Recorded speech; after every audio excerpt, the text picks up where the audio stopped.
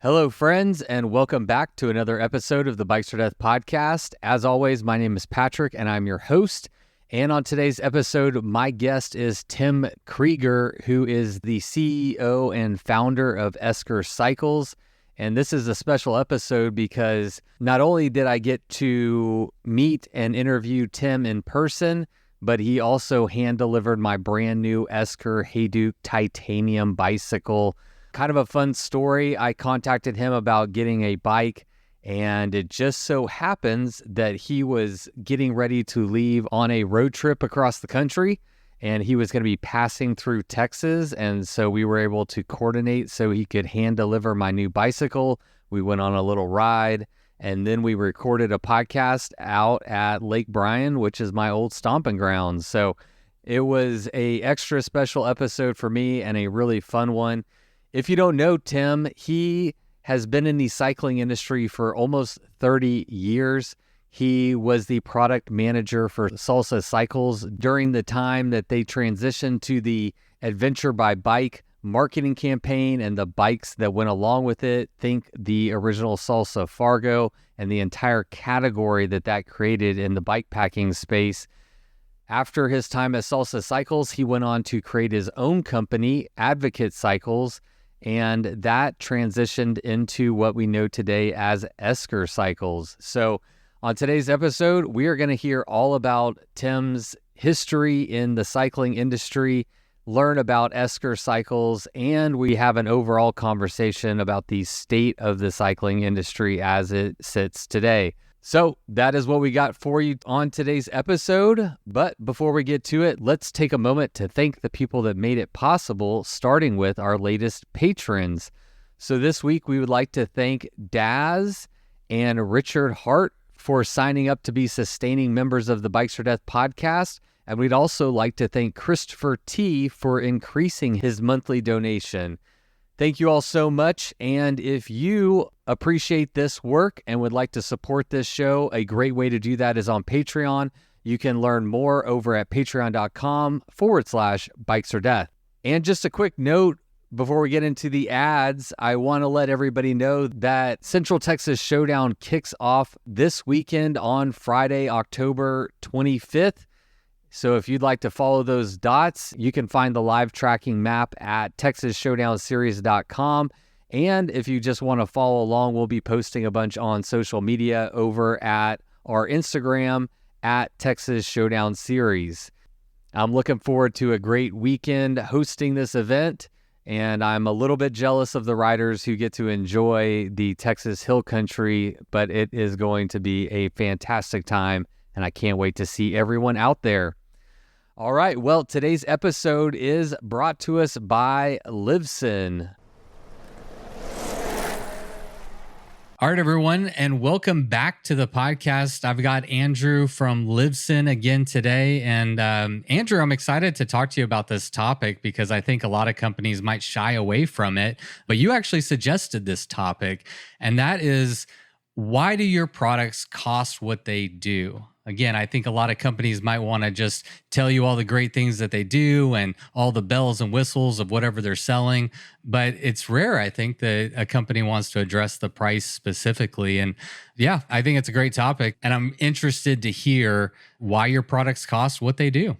Yeah, it is a fair question, I think. And I think a lot of companies, for whatever reason, just don't want to really spill the beans on everything that goes into something, even if they're proud of it, right? And the simple answer is our products cost more because they cost more, right? It sounds like a cop out, but it's not. Like, so if you say, why are your your pants or your jacket cost this when brand X it costs this? And there's really a lot of reasons, and it starts with how we design.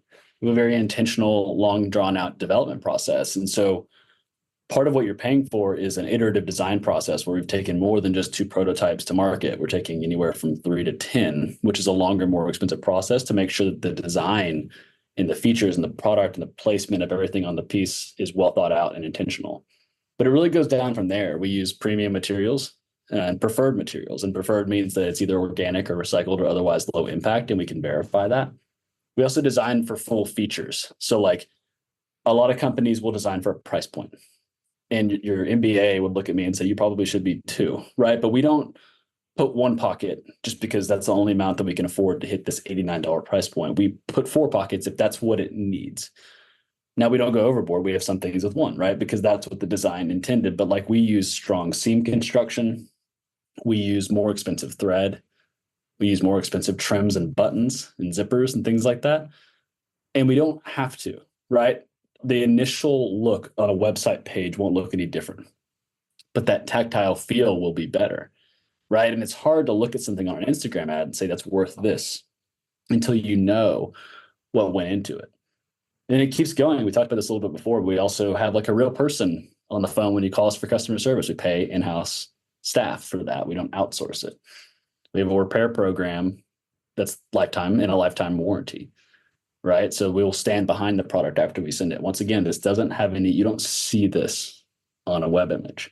And then we're a small, responsible business, right? So if the brand X you're comparing us to is a multi-billion-dollar international corporation, there's gonna be some premium on supporting a small brand. And so we don't lean on that. Like we're not asking for charity. We're not saying to support local to buy from Lisbon. We think the quality and the performance and the use case and the function is going to be higher. But there's the reality that if we're making a few hundred of something or maybe even a couple thousand versus a brand that's making a few 100,000 to a couple million every time they produce, there's a scale there that we're not going to be able to compete on price with those companies. So there's a lot that goes into it, and there's even more. But I think that's a good start to explaining it, right? Like there's more than just what something costs. One of the things I'll tie this back to, but sorry, that costs more because it costs more, is because the people who produce our clothing are paid well and paid above the living wage in their country in work and ethical conditions. A $15 t-shirt should not exist, right? The reason a $15 t-shirt exists is because of exploitation. And so you're automatically going to pay more for something if you care about the people that made it. And I don't know if people really understand how many hands touch a piece of clothing before they get it. It's dozens, right? And that's a human cost. And we should be paying a little more. So that's my end rant there.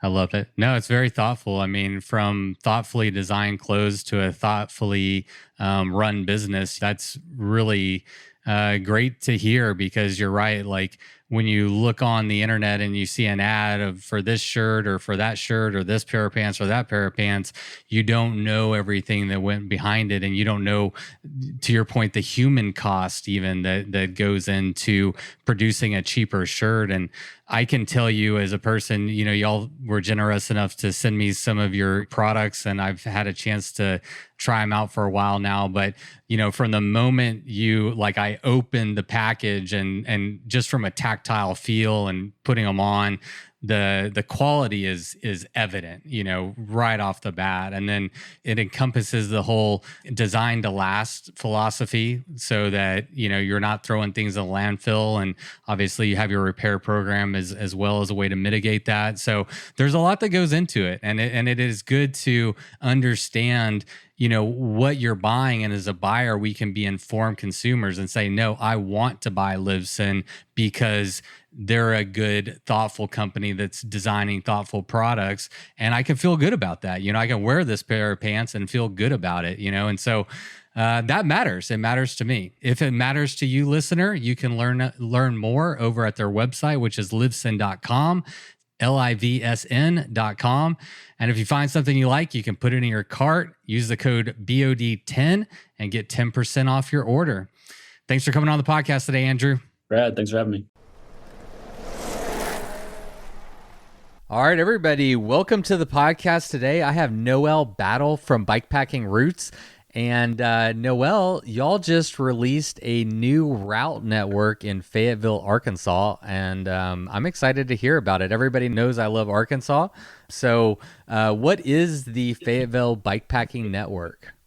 Yeah, awesome, Patrick. I know. Yeah, this is right up your alley because you're always out there in Arkansas. There's a lot of great riding, but we're really excited to bring this new sort of unique network to the region. And we've been working with our friends over at Experience Fayetteville and have created this sort of progressive route network that there's a lot of great riding. The Arkansas High Country Race was just happening up in the region, and it's really challenging riding up there as well. So there's these big multi-100-mile routes, the full Arkansas High Country route over 1,000 miles. But now this new route network is really making riding in the region more accessible. So there are 5 unique routes in the network. There are 3 routes that could be overnighters or weekend trips, and then 2 slightly longer routes. And then really there's 7 routes because we've created some connectors between a few of the other routes as well, to sort of, I think, 766 miles total of routes that people can sort of progress through, things from as easy as a route that goes from Fayetteville up to Bentonville, utilizes the Razorback Greenway paved trail network, and then some nice gravel roads in there, to some really challenging rides out in the Boston Mountains and the Buffalo River region. Yeah, I'm looking at your website now, and y'all have done an excellent job presenting this with all the route information and everything that you would probably need to do these rides. This is y'all's first bikepacking route network, isn't it? Yeah, it's the first time we've done anything quite like this, and it's a pretty unique model in the way that this was a true partnership with the folks at Fayetteville, to create this network that really highlights Fayetteville as the center of all of these great spots in the region. So, and to make this, we're all about making bikepacking more accessible for all types of riders. So, presenting options in the region from as little as a 63-mile route to up to several hundred miles that can, people can choose their own adventure and get out to spots like Devil's Den State Park, the Boston Mountains, Lake Weddington, White Rock Mountain. So it's a really kind of unique area. All of the routes are set up to start in downtown Fayetteville. There are a few options where if you wanted to shorten a route, you can start in some of the surrounding communities, and we've provided details about parking for that. Yeah, it's really great. We have all the materials online, a whole bunch of resources about each route in detail. The routes are in Ride with GPS. We've created a collection of all of these routes. And then a unique thing also is we've created a physical guidebook that is a really cool, just folding guidebook that has a map that you can look at, and sort of in 2 pages highlighting each of the routes. So you can kind of carry it in your pocket, get inspiration from that. So those can be picked up in downtown Fayetteville or also requested by mail. Wonderful. Well, Noelle, I really appreciate you coming on the podcast to highlight this new route network in Arkansas. It looks absolutely amazing, and really appreciate everything you guys do to just keep the stoke alive and provide opportunities for people to go ride their damn bike, and in this case, in Arkansas. So, dear listener, of course, head over to bikepackingroots.org if you want to find out more, and I will link directly to the Fayetteville Bikepacking Route Network in the show notes. Thanks, Noelle. Thank you. All right, ching, ching, ching, ching, ching. The bills have been paid, and now it is time to get to my episode with Tim Krueger. But first, let's have my friend Miles Arbor kick it off with the Bikes Are Death theme song. You load up your bike, you ride away from home. You could be with your friends, or you could be alone. You ride for a day, or maybe more. You just love being in the great outdoors. Everything you need is strapped to your bars, including that new pillow you got from Santa Claus. And then you think, oh shit, to yourself. You left that super lightweight tent on the living room shelf. Bikes or death. Bikes or death. Podcast. All right, give me some audio there, Tim. All right. Tell me what you ate. Oh, let's see. I just had a patron edit their page donation from $3 a month to $5 a month. So Heck I'm making yeah. an extra $2 a month right now. Sweet. Thank you to Christopher T. We appreciate your patronage, and I will spend that $2 very wisely. Yeah, tell me what you ate for breakfast this morning, Tim. Nothing. What's it? No, I had coffee. I haven't had breakfast yet either. Well, and that's my normal. My MO is about coffee till 1 or 2 in the afternoon, and then finally have lunch. Dude, you and I are on the exact, we're on the exact same program. Yep. It's a good way to like restrict calories. I don't get really hungry until like 1 or 2 o'clock. So there's no need for me to just like, I just feel like eating. Exactly. And that's kind of my work time. When I wake up, I'm just slaughtering coffee and just focus as well as I can be for a severely ADHD person, and then around 1 or 2 o'clock, I'll go and make some eggs and eat that. Yeah, that's my thing. And it's at Esker, at the warehouse in Minneapolis, we're actually like, all of us are coffee snobs. So we got a burr grinder, and we buy good beans and have a couple pour over rigs there and just sit there and, pound good coffee all morning. Yeah, that's a good move, man. Yeah, right. Yeah. If you're going to be stuck in an office, and maybe you're stuck in a good office, but still stuck indoors all day, it's nice to have those like perks, something to kind of make the day a little bit more enjoyable or a little more special, something to look forward to. Yep. And then you like take the break, you got to go like grind the coffee and like prepare it's a nice it. That's what I like about doing it that way, is like, it's a little mental break, especially camp coffee. Like I made a pour over this morning, and so I use a little hand grinder. Like being camping, you're just kind of like taking in the view, sitting here grinding my coffee beans. I can dig it. Yeah, it's a religious experience almost. Pretty much, if you're doing it the right way. Yep. Tim, are we going with Krueger or Krueger? What are we doing? We'll go with Krueger. Yeah. Tim Krueger, welcome to the podcast. Thanks you for coming all the way to Texas to hand deliver my brand new Esker Hayduke tie. Absolutely. Do you do that for all your customers? I do it for as many as I can possibly do it for. Oh, that's so cool. Yeah. I mean, which is rare. Like, so not that many. That many. But if definitely if it works out, and actually, I hand delivered one other bike on this trip to an acquaintance in the valley in Buena Vista, Colorado. So nice. Because if I'm going that direction, it's more fun. It's fun to meet people. The timing on this couldn't have worked out better. I know, right? I think I contacted you. We had the conversation about this bike like days before. It's like, if we can tell me exactly what you want and get the money over, I can probably swing it to bring it with me. But we didn't have a lot of wiggle room to make this happen, did we? Not exactly, but that's, we, everything being in Minneapolis, and, in Minneapolis, there's 3 of us that make up Esker. And so I'm in the warehouse with the guys all day long. And I think sometimes Kyle, thinks I'm nuts, but this was one of those ones of like, Kyle, because we run about a 2 to 3 week lead time for all of our custom assemblies. It's like, Kyle, this one needs to be done today. Leaving. Get it done. And he was able to whip it out. So this is the reason why I have a podcast, so that there's just, I'm in it for the industry perks, it's like you get your bike a couple weeks earlier. Yeah, exactly. Right. That's nice. Exactly. And then you get the owner to hand deliver it to you, and then we get to sit down and chat. So it was pretty cool. Worth mentioning real quick, you and I just took a little ride we're out here at Lake Bryan, which my audience may know this is my stomping grounds. I've been coming out here since I was 19, 20 years old. So I've got about 25 years history out here at Lake Bryan.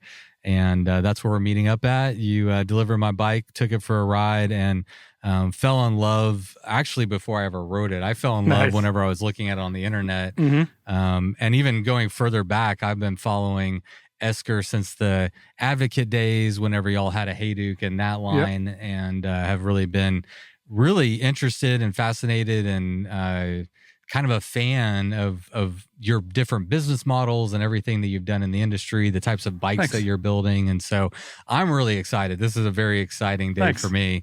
And worth noting just for the patrons is Tim and I just recorded a little Come Ride With Me episode that we're going to release just for the patrons. So we mic'd up on our ride and had a chat and talked about some things that you're not going to hear on this episode. So a little Easter egg for the patrons if they want to go find that. So anyway, what are you doing, man? You just happen to be traveling through Texas. Yeah. So we, I was out doing doing a bit of a tour for a couple weeks. We went first to go to Outer Bike in Moab, Utah. I think we talked in your Come Ride With Me episode about how we sell our bikes. We sell our bikes by having people ride them, right? Ride quality is one of our top paramount things that we sell our bikes on. And so we go to demos and find ways for people to demo our bikes. So yeah, I started this trip going to Outer Bike Moab, and then was on a bit of a tour. My wife and I both we travel around a lot. Behind us here is our camper that we probably spend a good 100 nights a year out of. So then I went over to Single Speed USA, and then she was working in San Antonio. So I came down to swing and pick her up. And we honestly have never really checked out Texas. So our goal was to, since she was in San Antonio and I had the camper, was to do a little bit of a tour through Texas and see what it's like. Oh, cool. And yeah, so far I got to drive all the way from where is that? The Dumas, kind of New Mexico Panhandle border way up there. I got to drive all the way across San Antonio. Okay. Then up, saw a friend in Austin, came up here, saw this, and now we're going to meander our way up towards Arkansas. Oh, nice. I assume you've spent some time in Arkansas. Spent a bit more time, mostly just in Bentonville. Bentonville is what we talk about in Minneapolis. Bentonville is the closest spot that you can kind of ride year round, right? It's a 10-hour drive from Minneapolis to Bentonville, and Bentonville's, warm enough that you can get down there and ride in the winter and stuff like that. So, Bentonville is really well known for the Minneapolis cycling community. Everyone kind of jets down. It's just like a super straight shot down the highway. So yeah, I've been there quite a bit. How many hours? 10. Okay. Yeah. So 8.5 from me. So yeah. Okay. It's a similar. Yeah. It's like you can. I think 4 days is good. 5 days is better. Mm-hmm. But you can drive there, spend a couple days riding, and drive back, and you feel like you got a good bang for your buck. Yeah, exactly. And I think so. Yeah, I've been, because of that. Bentonville's easy. Been there a whole bunch, but actually never really checked out other parts of Arkansas. Yeah. So, yeah. It's really, I feel like Arkansas is kind of the blueprint from a state perspective, and corporations also that are getting bought in, of showing what's possible. That state is exploding with new residents and outdoor recreation tourism dollars. Yep. I think I don't know if there's other states doing it better. I'm sure there's other states doing a good job, but I feel like Arkansas is really kind of leading the way and really showcasing the value that outdoor recreation has for a state, for communities. Yeah. And it's really great to see. So I'm a big fan of what they're doing over there. Well, for anyone who doesn't know you, why don't you just introduce yourself? Who are you and what do you do? Right on. Well, I am the owner and founder of Esker Cycles. And we are a bicycle company out of Minneapolis, Minnesota, that we sell essentially adventure bikes is kind of the way to sum it all up. Yeah. So got a long history of how I got here before that, but that's what we're doing right now. Yeah. Well, that was one of my questions I had is how would you define the lineup of bikes that you sell through Esker? And in my mind, adventure bikes was the kind of demographic that you're trying to hit with that. And it seems like it's kind of been that way ever since the advocate days and continuing on till now. Yeah, that's what's important to me. That's how I ride bikes. And so having your own bike company, one of the great things about it is you can simply make it reflective of what you want out of cycling, right? So yeah, we gravitate towards the adventure side of things. So kind of diving deeper, on our website, one of the things we explain as far as who we are is we have 3 tenets that make Esker bikes Esker, and it's geometry, ride quality, and durability, right? Those 3 things kind of all come together. Adventure bikes is then an easy way to sum that up because, durability, I think one of the things that I start out with all of our bikes is that they are going to be durable enough to get you into the woods and back out of the woods without any problems, right? And so, our bikes are, sometimes people call that overbuilt. There's a bunch of ways to define that. When we do our destructive testing, we set our standards higher than what the industry standard is to make sure they're stronger. Our bikes are a little bit heavier than maybe a direct competitor, and I don't apologize for that. It's because they have a little bit more material where it counts, and they're designed to, maybe be a half pound heavier, but also survive a real long time. And then going into geometry, like when we were just riding, pretty much been known my whole career for really refined geometry. Okay. Like not talking about like any specific angles, but talking about a blend, right? Geometry you can't really decide on how a bike's going to ride by a specific angle. A lot of people like to in the bike industry concentrate on, oh, I want this reach, I want this head angle, or I want whatever. But really, unless all of the numbers are properly blended, the bike might ride weird.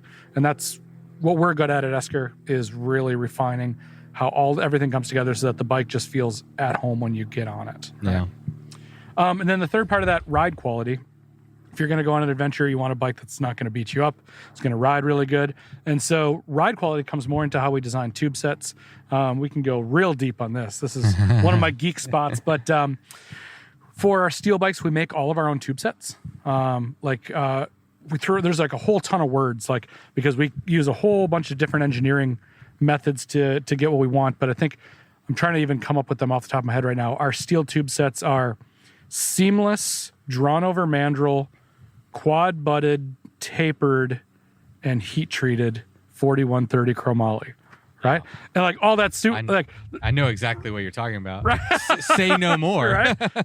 But each one of those things is an important, like, it's funny because it's a mouthful of stuff that doesn't really mean a whole lot to folks.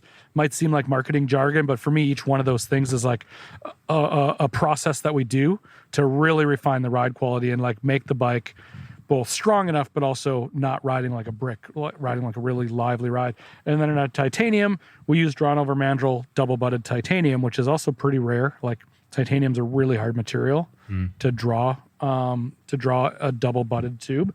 And so a good chunk of titanium on the market, straight gauge. Double butting doesn't like, if you built a double butted bike with like a 1 millimeter end of the tube, you had a straight gauge bike that means the tube's the same thickness all the way through. Okay. That was 1 millimeter thick. They're probably about the same strength, right? But there's a very different ride quality, right? Okay. When you butt a tube, you can tune where you put the butts, how thick they are, all of this stuff. You can tune how the bike flexes so that you can do flexes that you want and also tune out flexes that you don't want. Yeah. And that's a really big thing we go into in our bikes, so that between that and the geometry stuff I talked about, our bikes are known for just like being like that comfy t-shirt. You get on it, you're just like, this is my home. I love this thing. I'm going to ride it forever. That is such a good analogy. And that surmises exactly my experience. You can listen to the Come Ride With Me episode where I'll dive deeper into some of my thoughts. But essentially, from the second I got in it, I'm like, oh, this is my bike. I'm comfortable. I'm happy. This feels great. It's smooth.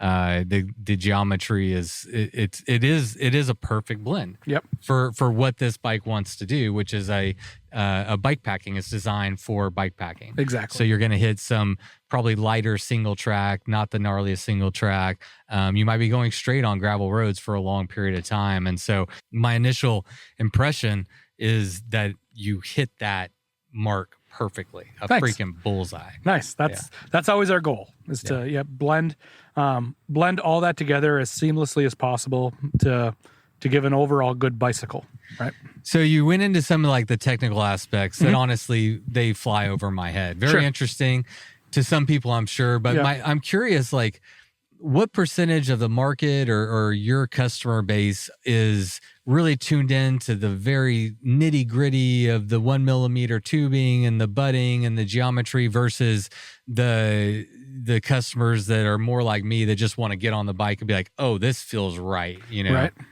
Well, I think that's definitely more of the customers are just going by feel. And I would say that's the majority of the cycling public. When we get into the real geek end of things, definitely there's people that's what they find attractive in the bike industry and they want to go in all the depth of all of that. But I'd say that's not the majority of people. Okay. And on top of that, like some of that stuff I rattled off, like then when we go real deep into the geekery of what each of those things is, that's our secret sauce. So I'm not gonna tell anybody exactly what all of our tube thicknesses are and what those butting profiles are doing, because that would be giving away a bunch of work that I've done, and that makes us special and what gives us the good ride quality. But we definitely get customers that are, we get customers that'll ask like, okay, so you have quad butted top tube. What are the 4 different thicknesses of that quad butting, and what are your butt lengths? And I'm like, no, you're not. So you're engineers. You're an engineer. I appreciate that. I love it, but you're not getting that info. and on top of that, a lot of it is because we are doing the engineering. We actually don't want people making the decision based on having that knowledge, because once they get into a level of that geekery, they might go, oh, well, I want it to be 0.1 thicker in this area. It's like, well, we did the engineering, we did the testing, we balanced it out, and 0.1 thicker over there would transfer the stress to a different point, and then this other thing would have to change as well. Like, we've blended everything together properly already. Like, it's really hard to pick out, like also in geometry we're talking about, you can't just pick out one variable and say, I want that changed. Because it's not as simple as saying like, oh, I love your bike, but I want the head tube angle 1 degree slacker, because that completely throws up the entire system. Like for me, if you say, I want this bike exactly how you guys make it, but I want a 1 degree slacker, I'm like, well, that ruins it. And for me, I'd be changing 3 other variables to blend it back together, right? And so we tend not to go too deep in our marketing, giving a lot of that information away. A lot of what we like to talk about with people is come ride our bike, right? Meet us at an event, find a place where our demo fleet's going to be at one of our dealers. Please come ride the bike. And then just go ride it and see how it feels, right? Buy a bike on ride feel, because we're confident that all that does come together to a really good ride feel. And I just, we put a lot of work into that, and I don't want to give it away. Man, I don't even want to know the secret sauce. I just, I want to show up and ride the bike. I want everything to work, right? Yeah. Like that's it. I want it to feel right. I want it to fit, and I want it to work and be functional and durable, so that I am not fucking with my bike when I'm out on a bike ride. That's not what I want to be doing. I want to be enjoying the bike, and I don't need to know all the ins and outs. I just want to know that I get on it, it rides. I want to know that there's a guy like you and your team behind the bike that went through all the minutia, that went through all the stress testing, that went through all the, if I do this, then it does that. So we got to do this, and then we do that. Like, you do that, I'll give you my money so that I can just go ride the bike and have a good time. That's a lot of what we talk about, because that's exactly, like, we've done all that work. That's why we're here, right? Like, obviously we're a business. We're making a product. We're selling it for more than it costs us to make it, so that we can pay our employees, we can all live our lives, and we can make a little bit of profit, right? And that's what that is the work that's going into that. A lot of the customers we get that want to go into the minutia, we'll actually refer them away from us to a custom builder. It's like, oh, cool. It sounds like what you want. Let's connect you with a custom builder. And it's not that we don't want to deal with that customer. It's that if that's exactly what they want, there's a whole other part of the industry catering to that, right? What we do is we make solid products that people can climb on. They don't have to think about that stuff.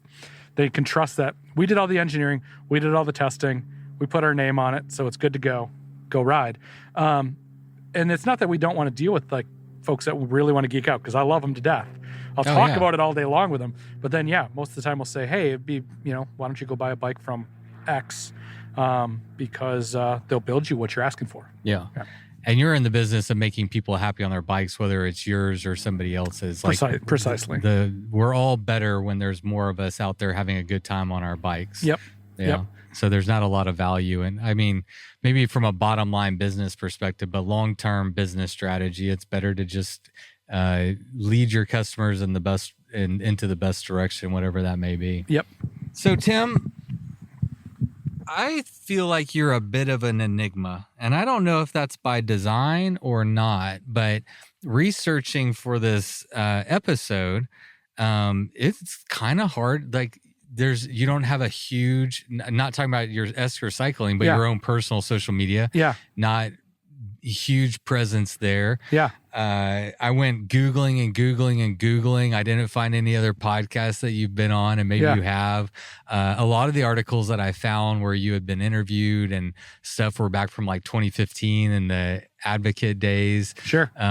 Is that by design? Do you intentionally just stay behind the scenes and do your work? And is that just like where you feel the most comfortable?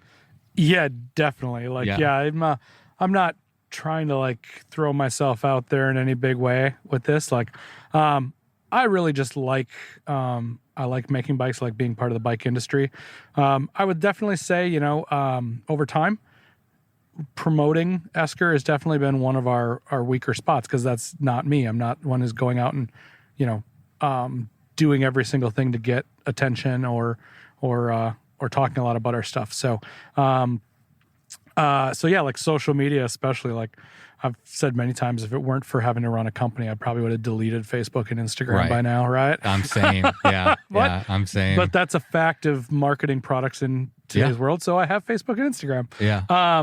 But yeah, and I'm not necessarily like trying to be super private. I'm just not, my personality is not one to go, hey, look at me. Hey, look at me. Right. But me neither, but no one would believe it. Right. I hide it really well, but yeah, my comfort zone is not out in the public eye or whatever. And whenever I started this podcast, I didn't tell nobody that I knew about it. I was like, I just want to do this thing over here. And if it goes okay, then I'll tell people. But if it crashes and burns, and nobody has to know. And I prefer that. Well, I appreciate you chatting with me. Yeah. Because I'm going to get your story. Yeah. We're going to get it for the rec. We're going to get an updated 2024 version of what's going on with Tim. I want to start with your first job at, I think it was Stadium Bike in Green Bay, Wisconsin. So how old were you, and what did you do there? Gosh, that had to be about 1996. I was 15. Definitely I liked mountain bikes, had, found it as a young teenager and was like that. And I believe I bought my first mountain bike before I worked there. My first real mountain bike. So I had like some, department store cheap Huffies earlier on, trying to make those work. And it must have been about 95. I bought a Schwinn Moab 2, right? And was like, oh yeah, this is cool. Yeah. I'm going to work in the bike shop. So yeah, got my first job doing that. I think at 15, I was probably like flattening the cardboard boxes and putting them in the dumpster, and I think they maybe let me start touching bikes, after a few months or something like that.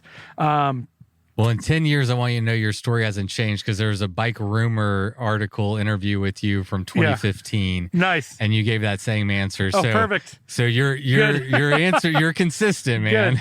Good. But then I think, I was able to go pretty fast once I was able to start working. Any business is going to protect. They're not going to let some 15-year-old kid just start turning wrenches on a bike. But I actually got my start as a mechanic way before that. My dad is an auto mechanics instructor, and we had a garage in our backyard, and he would buy crashed snowmobiles from insurance companies. Okay. Wrapped around a tree, sunk in a lake, all this stuff. And so it had to be about 9 to 10 years old. I started working with him out there working on snowmobiles, because I know by the time I was 12 in Wisconsin, you can get your snowmobile license at 12 years old. Okay. And by the time I was 12 and got my snowmobile license, I had already built my own snowmobile as well. And so learned how to be a mechanic on motorized things, and was already pretty good at that. Wrenching is wrenching. So wrenching is wrenching. Bikes have some peculiarities, but wrenching is wrenching. And so then, once I was able to start touching bikes in the bike shop, went pretty fast to being allowed to do everything in the bike shop. We have an interesting connection that I just have to mention. My first business that I ever started was a company that bought salvaged motorcycles from the insurance auctions. Yep. But my business model was, I had a website. So these are dealer only auctions that you go to. I had my dealership's license. I was also partners in an e-commerce website business at that time, or just a website design business. This was 2000. So is when, phone books were kind of transitioning out, and I was going to businesses and being like, hey, do you want to be on the internet and have a website? So I was doing that. So built a website. So we would take all of the listings from Copart, is the company that I use. I'm sure you know Copart. I have bought a vehicle from Copart in the past. Yep. So I use them, and then all I would do is I would take their listings, put them on my website, allow the general public to bid on them, And then whatever the winning bid was, I would take that bid to auction by proxy.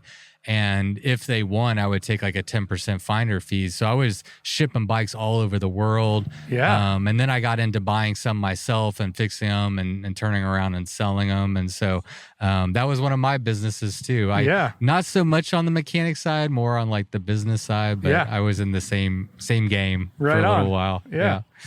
So what kind of riding do you like to do? And I think this is a question that I think it changes for everybody. Like right now I'm in the season of life where I'm wanting to do this. So at this season in life, like what kinds of rides are you really gravitating towards? Well, I definitely define myself as a mountain biker. Yeah. Right. So I would say single track mountain biking in the 2 to 4 hour range is pretty much what I do. And then followed really closely behind with bikepacking. That's probably the two of those things are probably what I spend 80% of my time doing. And then a little bit on the end, gravel and single speed hardtail stuff. So like when we were just out riding, I was riding my Rowell, which is our 140, 150 travel 29er full suspension bike. That's pretty much that's my daily driver. Okay. So yeah, if I can get out for that in the Midwest, my parents they live up in northern Wisconsin, in the Chequamegon area. Yeah. So go to that all the time. 200 miles of single track in the woods there. Definitely go out on big rides there on my suspension bike all the time. Was also up there just recently. Took the LVS out for an overnighter from their place. They're actually 4 miles, I think, from the Rock Lake Trail, which is a IMBA Epic, worldwide known, awesome trail. So just ride from their place, ride out there. There's a lakeway out there.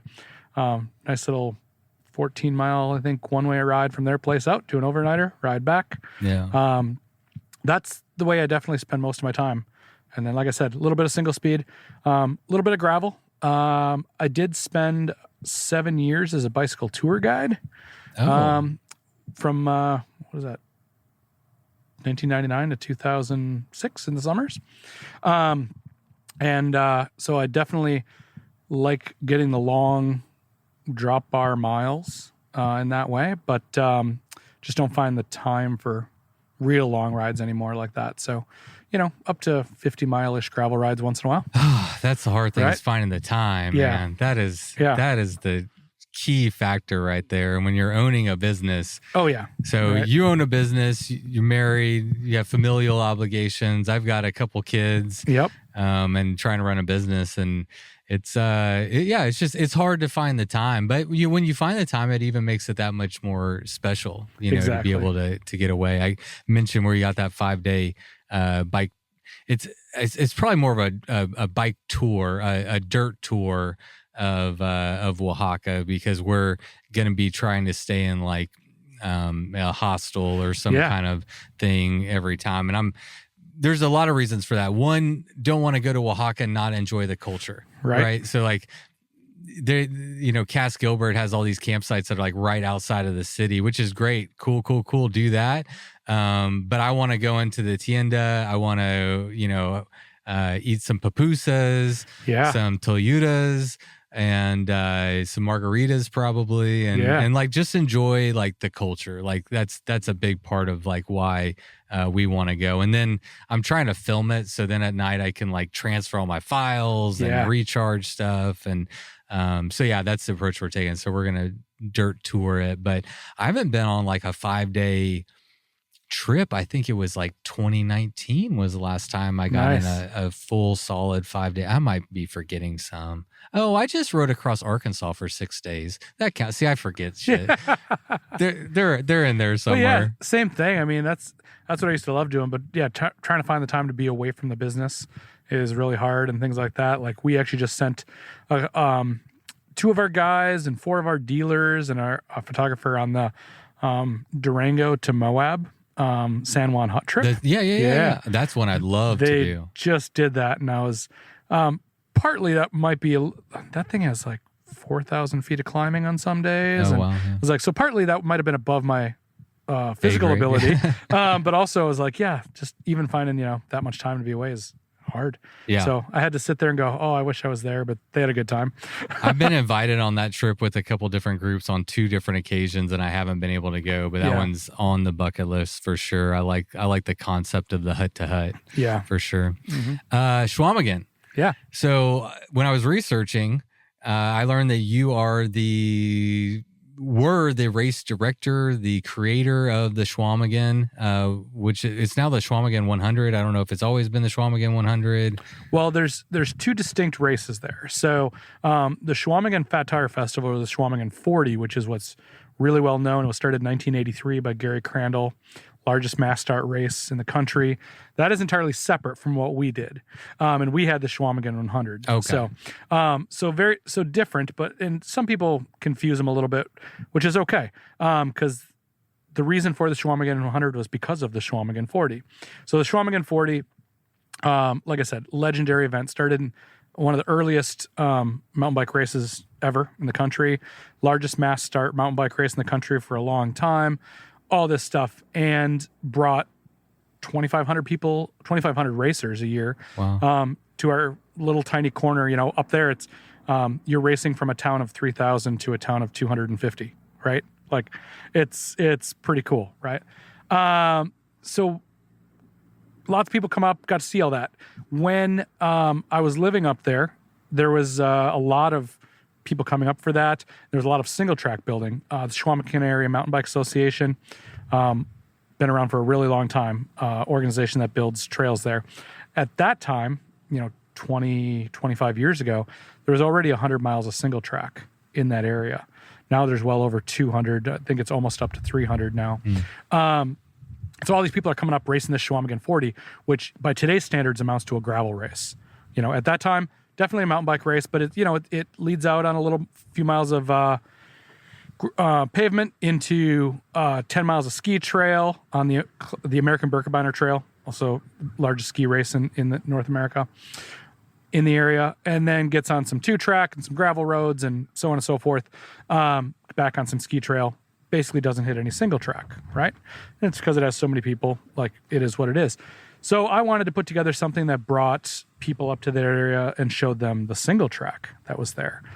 So we started the Schwamigan 100, because at that time I was racing 100 milers and 24-hour solo events and having a good time doing that.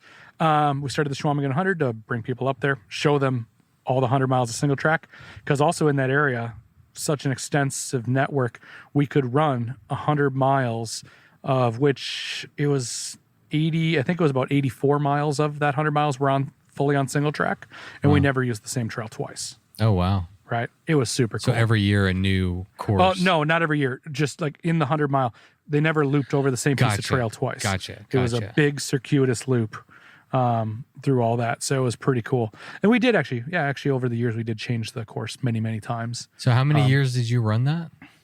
Let's see. We would have started it in 2012. And then I believe I gave it away 2024. So I probably ran it for 9 or 10 years. And then that particular event definitely got too busy with Esker and all of that. So we while we run I guess I should go back. I think the first 2 years we ran that event was free. We just wanted people to come do 100 miles, come on up and ride. And we had a little bit of a problem with attrition. We were, to manage a free event, we capped it at, 150 or 200 people. That's a big group still. And we get a whole bunch of people that would sign up, and then like half the people wouldn't show up because it was free. Right. So they had no skin in the game. Exactly. Right? So talking to a few folks, I can't remember who it was, somebody gave me advice of like, you got to have skin in the game. Yep. Charge them. Yep. So we started charging them. And then we had some money that we didn't want the money. It wasn't the point, right? So we donated that money to that Schwamigan Area Mountain Bike Association, to the trail org, maintaining all those trails. And then over the years, that's what we did, right? So we just kept whatever money was profit from the event went to the trail org. And then, so when we finally were done running the event, now we've donated the entire event to the Schwamigan Area Mountain Bike Association. They run it themselves as their own event now, and I think they've run it 3 years now. So I think that timeline checks out. So help me understand, where does Lifetime come into this? Because when I was Googling it, it was a Lifetime Schwamigan 100. Nope. So Lifetime owns the Schwamigan 40. Oh, so that's where the two get confused a lot. So the Schwamigan fat. Okay. The I Schwamigan have fat, dyslexia, so numbers jump around for it's me. It's all good. So yeah, so like I said, Gary Crandall, also known as the Fat Man to anyone that's ever done the Schwamigan 40, super awesome dude. Started it in '83, wrote it. I don't know exact dates here, but I want to say he ran it up until maybe somewhere around the 2015, 2016, somewhere in there. And then he sold the Schwamigan 40 or the Schwamigan Fat Tire Festival to Lifetime Fitness. Okay. So they've been running it since then for that. And then they've expanded it and changed it quite a bit. So I believe I was up there this year. In fact, that's what we did for our bike packing this year. My friend and I that I go bike packing with, we basically rode out on course, watched them all, and then went out and overnighted. Oh yeah, that's fun. And so I believe there's like 2,700 people now. They've expanded it a bit, so it's a little bit bigger. And you know, when you have a large corporation like Lifetime and the might they can bring in, like it's a full on party now, right? Oh, yeah. Like it always was. Like Gary put on he put on like a true festival. Like there was always the Sunday after, there was a bike toss and a log pull and an orienteering event and just cool stuff. And then Lifetime's got it now where like at the finish, it was like a little mini industry expo. Yeah. Like everybody regional to the Midwest, Park Tool, One Up bike racks, but like tons of brands I can't remember. There was like 40 booths set up at the finish. So it's a pretty big event they put on now. Yeah. So what is today? Today's Friday, right? Yeah. So I'm 6 days away from running the Central Texas Showdown. We got about 160 people showing up this year. And I get so nervous, like leading. I'm a mess. Like my cognitive ability is not good. Yeah. I'm not sleeping well. I'm just anxious from the moment I wake up to the moment I go to sleep. And I don't even know exactly what I'm freaking out about. Like I've run quite a few of these events but I always feel this pressure. Did you get stressed out, or am I just a stressy person? No, all the time. Like, so for me, it was always because I do mental checklists. I'm not good at like writing things down. My man. Everything's in my head, right? I mean, and I try to write shit down. Right? I try. And so I would always like, I wasn't usually stressed out about getting the things I knew that had to get done, right? I was like, oh yeah, I got this. I'm doing this day, this day. I wasn't terribly stressed out. For me, the anxiety was always like, oh my God, what thing am I going to get to Saturday morning and go, I forgot to do that thing. Right. And it's going to be, and I always had the anxiety of like, is there something that's that big enough that would like, you know, I had 250 people coming to the Schwamigan 100. And we had, I think almost 300 for our Hungry Bear 100, our gravel event. I was always just racking my brain about what is that thing that I might forget to do, that they all show up and like the event is ruined and they can't ride. And I have 300 angry people looking at me. Oh, right. God. And so that was the only anxiety I had. But like usually, you know, the whole thing of like all the small stuff, setting course, bringing the materials, getting everything done. I just kind of did it and didn't worry too much, but there's always that looming in the back of your head until everyone starts, then you have your first sigh relief. Whew. Right. And then once everyone is in at the end, then you're like, okay. Yeah. Oh, mental release. Yeah. That thing's done. Yeah. Yeah. Yeah. Yeah. It's so interesting because I mean, it's just me. Like if something is wrong, it's 100% my fault. There's nobody else I can point to. And right. I think I'm ready. Like like I said, I don't even know what I'm worried about. Like I think we're good and I've done it quite a few times and it always goes great. Never had any issues, but I am just a ball of nerves, man. Oh yeah. But I mean, like some of them were real examples. Like I want to think like one year I forgot to order the course arrows. Oh yeah. Right. And I think it was like, I always had like a party of volunteers, 10 or so folks that would come out and help me the day before, give them each pile of arrows and tape, send them out on certain sections of the course to help me mark the course. Cause marking 100 miles of single track is Takes big endeavor. Yeah. And there was one year that I want to say it was like 10 p.m. the night before. I was like, I have no arrows for these people coming to help me tomorrow morning. Just get your volunteers. It was like they stand in one position. You're like, go right, then you have 2 lefts and then a right. Right. And I want to think like, if I remember right, like I was sitting there on like my mom's printer that night, just printing off arrows or something, right? Yeah. Dude, I almost didn't have insurance. I just got insurance locked in yesterday, like 7 days before the event. Yep. I just kept putting I thought it was going to be easier than it was, and it turned out to be not as easy as I was expecting. Yeah. There was a 24-hour period. It's like, oh fuck, am I gonna? Will I have insurance on this? Yeah. Which the venues that I'm at require me to have. So how are they gonna feel about I don't know. It's like shit like that. Yeah, we had that once. We actually did it. We did a couple other events over time too. Duluth, Minnesota, has a big endeavor they did. I want to say about 15 years ago, where they built the Duluth Traverse. So 100 miles of single track across the city of Duluth from one end to the other. And once that was done, we ran an event, I think for probably just 2 years, the Get You Groomy Traverse. We ran a mountain bike race on a chunk of that trail. And I remember that one, same thing, it was insurance, right? Because it was the city of Duluth. I was used to running my events kind of in the national forest in northern Wisconsin, where, you need insurance. You need to show the landowners and all that, but it was easier. And I remember it was like the city of Duluth on that one, they needed like the proof of insurance 60 days out. And like they said, okay, today's your deadline. Where's your proof of insurance? And I was like, I don't have it yet. I missed the memo. And, I already had people signed up for the event and everything. And thank God for lenient people. Because I was like, it was one of those of like, oh gosh, this thing's done. But dude, my East Texas showdown, we just had some really significant rain a few months ago, and they shut down some of the roads in the Sam Houston National Forest and the Davy Crockett National Forest.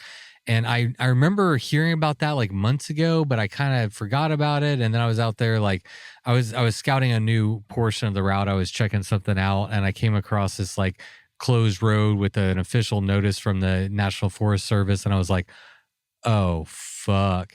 And I found out literally the day before registration opened. And I was like, I think I just go ahead with registration and like cross my fingers. And then I got with the Forest Service and everything is going to be fine. But it was a whole process. We had to go through the entire route, every single road, see what was open, see what would be open by the time the race is going to happen in 6 months from now. But yeah, I was like, oh, I'm going to be refunding a bunch of people. Yeah, but we had that with the gravel race one year. There was some heavy washouts, same thing. It was actually the fall before, but up in northern Wisconsin, all these roads close over the winter for snow, right? And we ran this gravel race in the early spring, and I was out there pre-running the gravel course in my wife's Jeep, and a whole culvert. There's this one, what was it called? Fox Den Road or something. Rarely used road out in the middle of nowhere. And a culvert had washed out. And I was coming around a corner, when I pre-ran the courses, I'd drive 30 or 40 miles an hour out in these gravel roads and just basically piled into a missing culvert in her Jeep, just destroyed the front axle of this truck, right? And I was like, okay, I should do the right thing here and call the sheriff. And I called the sheriff and told him the culvert was missing from the road and we were having a gravel race the next day and all this. And their reaction was, all right, road's closed. They came out and just closed the road. And I was sitting there going, well, the only way to get from this part of the gravel course to the other part of the gravel course is this road. What do I do? And yeah, we ended up just like crossing our fingers and running a gravel race on a closed road. I definitely thought of it. Right? The thing about, you were dealing with the county. Yeah. I'm dealing with the National Forest Service, and that's a different beast. Like, I can't piss those people off. So I really wouldn't run it on a closed road, but I thought about it for a second. But then immediately after, I was like, no, I can't, because if I get caught, this event goes away forever. And that's it. Like, I think that is a difference, because we ran Check 100 on National Forest land too. And messing with a county versus messing with the feds has different end outcomes. I'm not playing that game. I'm not playing that. And we, like I said, we only have 3% public land in Texas. So this is very rare. I can't just hop over to this other section over here and do a different iteration of it. Like, I need those people to like me. And right now they do. Right now we have a very good relationship. And, exactly. I want to keep that going. Yeah. Let's move, and then we'll set up you're in a nice spot. All right. Well, we absolutely have to get into salsa. Yeah. So, I mean, that's some cool shit. That's where I got my start. That's where I got my start on the industry side of things. Yep. Yeah. So tell me the story. Like, how did you get started with salsa, and what was your role there? Sure. Well, I think within the bike industry, like I said, I did bike shops the whole time.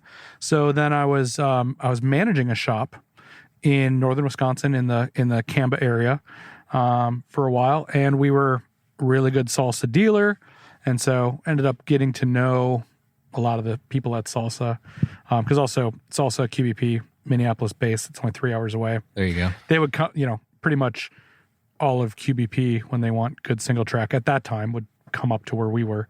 Now there's ride centers all over northern Minnesota, Cuyuna and other things. But at that time, Shawamigan was the ride center. So they'd all come up. So I got to know all these folks. And yeah, they posted a job for a product manager, and I somehow got it. So that was like my first thing. At that time, Salsa was being run by a guy named Jason Boucher, who hired me in. Super awesome dude who still plays around in the bike industry. He's actually, I don't know if he wants me telling what he does, so I won't say that. Fair enough. But he still plays around helping small bike companies behind the scenes. Yeah. And coached me on a whole ton of things he knows, and still a guy I hang out with, once a month or so and talk to, and we trade all sorts of industry stuff. So yeah, behind the iron curtain, right, where the real deals get done, or the real insider meeting of minds. Exactly. But yeah, so Jason was the thought process behind the Gen 1 Fargo. All right. And the El Mariachi, and what else was? Casserole was at that time. Okay. So that was like when I stepped into Salsa. That was the pile of the pile of bikes I had to manage at that point was those plus the Dos Niner. Remember that bike? I do. And the Mamacita. Yep. And those. So what year did you start with Salsa? 2008. Okay. Yep. I was going to guess 2009. I was close. Yeah, 2008. And but at that time, they had that wide range of product that some of it made sense together, some of it didn't. The tagline of Salsa at that time was "Ride and Smile." I don't even remember that. Right, and Ride and Smile came from Ross Schaefer. So basically, at that time, all of the branding that was still Salsa was still being carried over from when QBP purchased it from Ross Schaefer in 1999. So Pepperman, Ride and Smile, all of this old stuff, which is cool nostalgia in the bike industry for sure. But then we kind of looked at, how to make this product line cohesive, how to make things known, like what the brand was about and things like that. We did a lot of kind of introspection exercises, and kind of what I was talking about before is like reflections of like what we want the bike brand to be based on how we ride, right? Like Jason, coming up with like the Gen 1 Fargo was Jason's riding style, right? That was his thing. Still is more or less his thing today, right? And so that was the dawn. That was well before the idea of gravel bikes existed, well before bikepacking as a term existed, right? And things like that. And so, but we had this thing, and so that's where Adventure by Bike came from. Is Jason, myself, Kid Reamer, who's still at Salsa today. Yeah. Wow. I'm trying to think of who was there with us. David Gabriz, who is the founder of 45 North, still runs 45 North in Terravale. Yep. So the four of us kind of did this big deep dive for months about what we wanted the brand to be, how we like to ride bikes, what we think the future of riding bikes looks like for us and for Salsa. And that's where the Adventure by Bike tagline came up with, in the full rebranding and essentially the creation of what the modern brand of Salsa was. And experienced, I'll say, meteoric growth. Like, I probably can't share numbers on here because they're private QBP numbers. But I know we 10x'd that company or more in like 5 years with the Adventure by Bike stuff. Yeah. So I want to dig more into that, but product manager. Is that what Yeah. your role Yep. was? What Yep. is a product manager? What were you kind of overseeing? So there's a bit of a misnomer for a term, because product manager in most industries is somebody who kind of manages the product's approach to the market. It's usually a marketing function. It's within a marketing department. So product manager in IT is like, I'm going to make sure this thing we're making fits the customer's needs and things like that. Product manager in the bike industry is more typically around the idea of product development manager. So my day-to-day was managing the engineering team that supported Salsa, because within the building of QBP at that time, there were like pockets, right? So there was an engineering department that was like billed to us as we used them, right? Okay. So they weren't necessarily our team, but they were. And so they had their own boss as an engineer, but I managed kind of how they did the Salsa stuff. It was weird, right? And it changed many times over the years I was there. But at that time, that's what it was. So yeah, I would basically manage the start to finish of the develop. So we'd come up with a concept for a bike, between developing what the bike was, talking about like what its geometry was, what its needs are, what its wants are, getting the engineering team to do those things. I traveled to Asia all the time, and that's actually part of the story of where Esker comes from later on.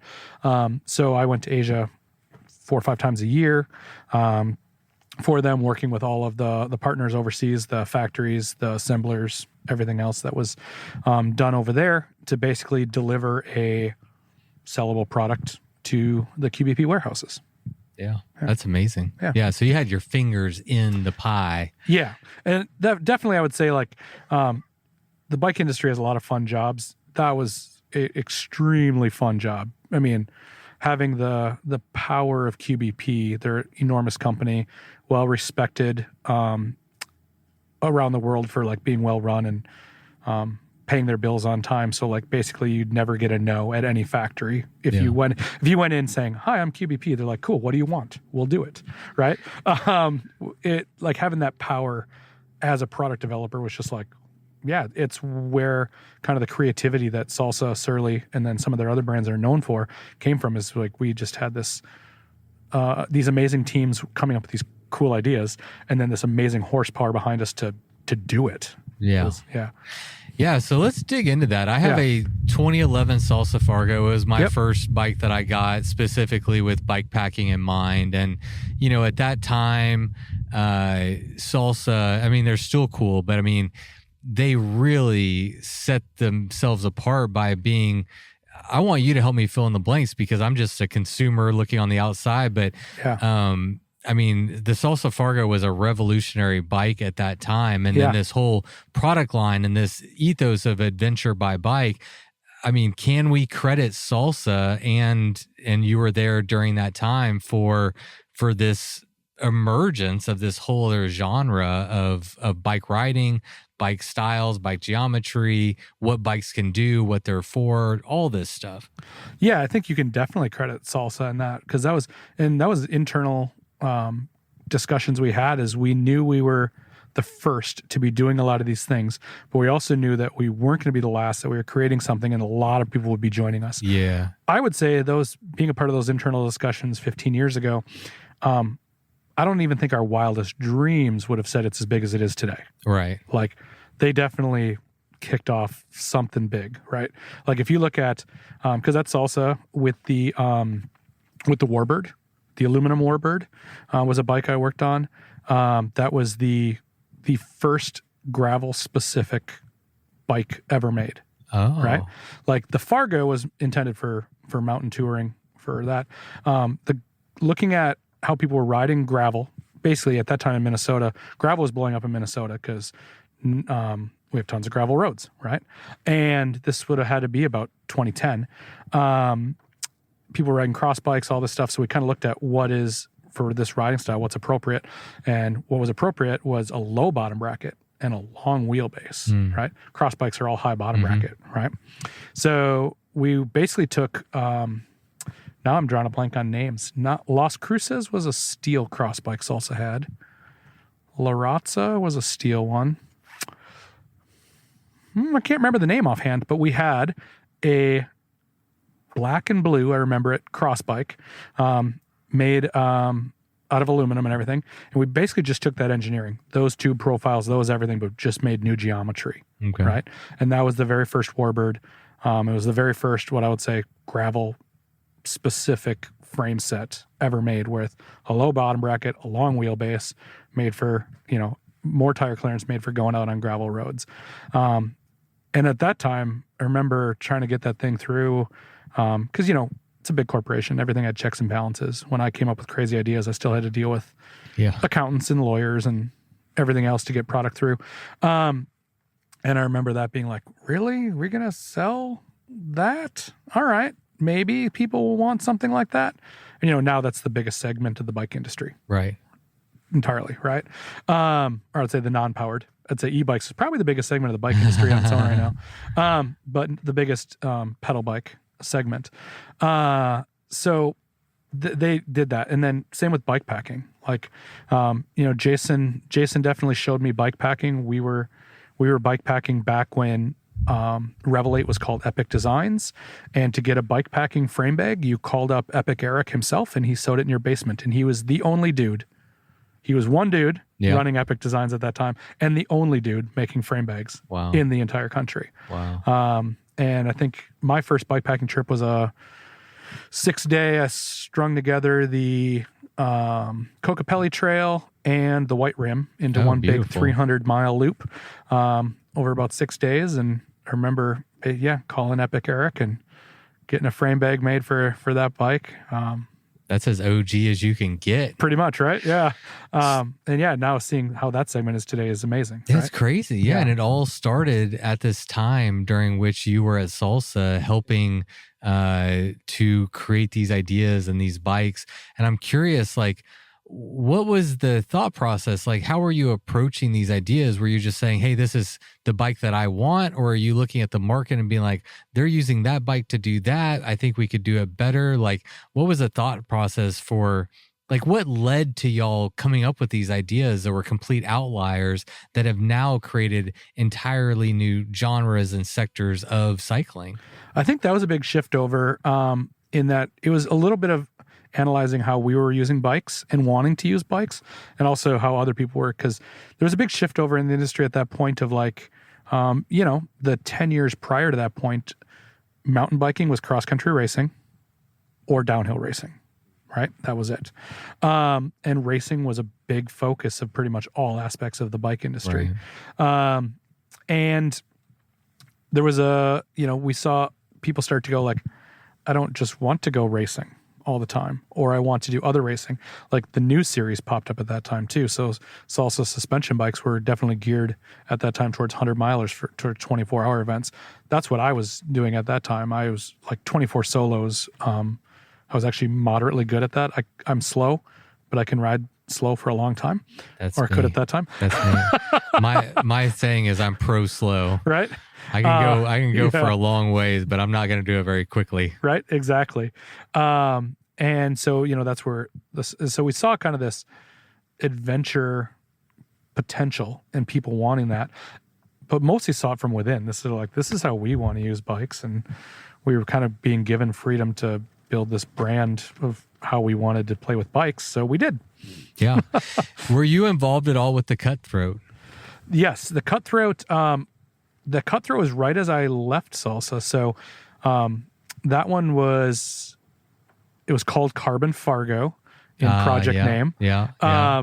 Because that was also when the bike industry was moving to basically everything had to be carbon if you wanted to sell it, right? And so the Carbon Fargo project started. If I remember right, that bike, we did all the geometry. That bike was like drawn in 3D in the computer. And I think I did like one of the first visits to the factory that built it. But then I never actually got to put my hands on a solid object before I left. So then it came out.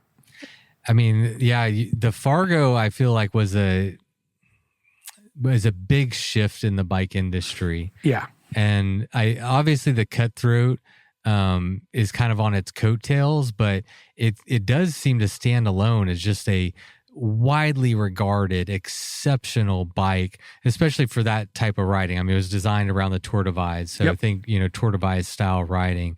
There's not many people that are going to hop on that bike and have a bad experience. Like, it's widely accepted. That is a fantastic bike. Yep. And you nailed it. Like Tour Divide, internally, a lot of the discussion on a lot of the bikes being made at that time was Tour Divide, because I was up and coming really fast.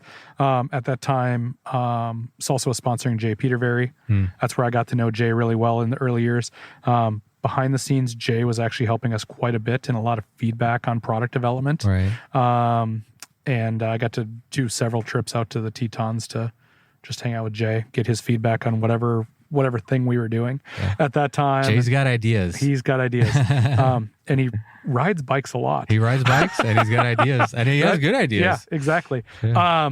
And so if I recall, I don't remember all the exact details, but like a lot of that bike's impetus was like building a Tour Divide racing bike. Yeah.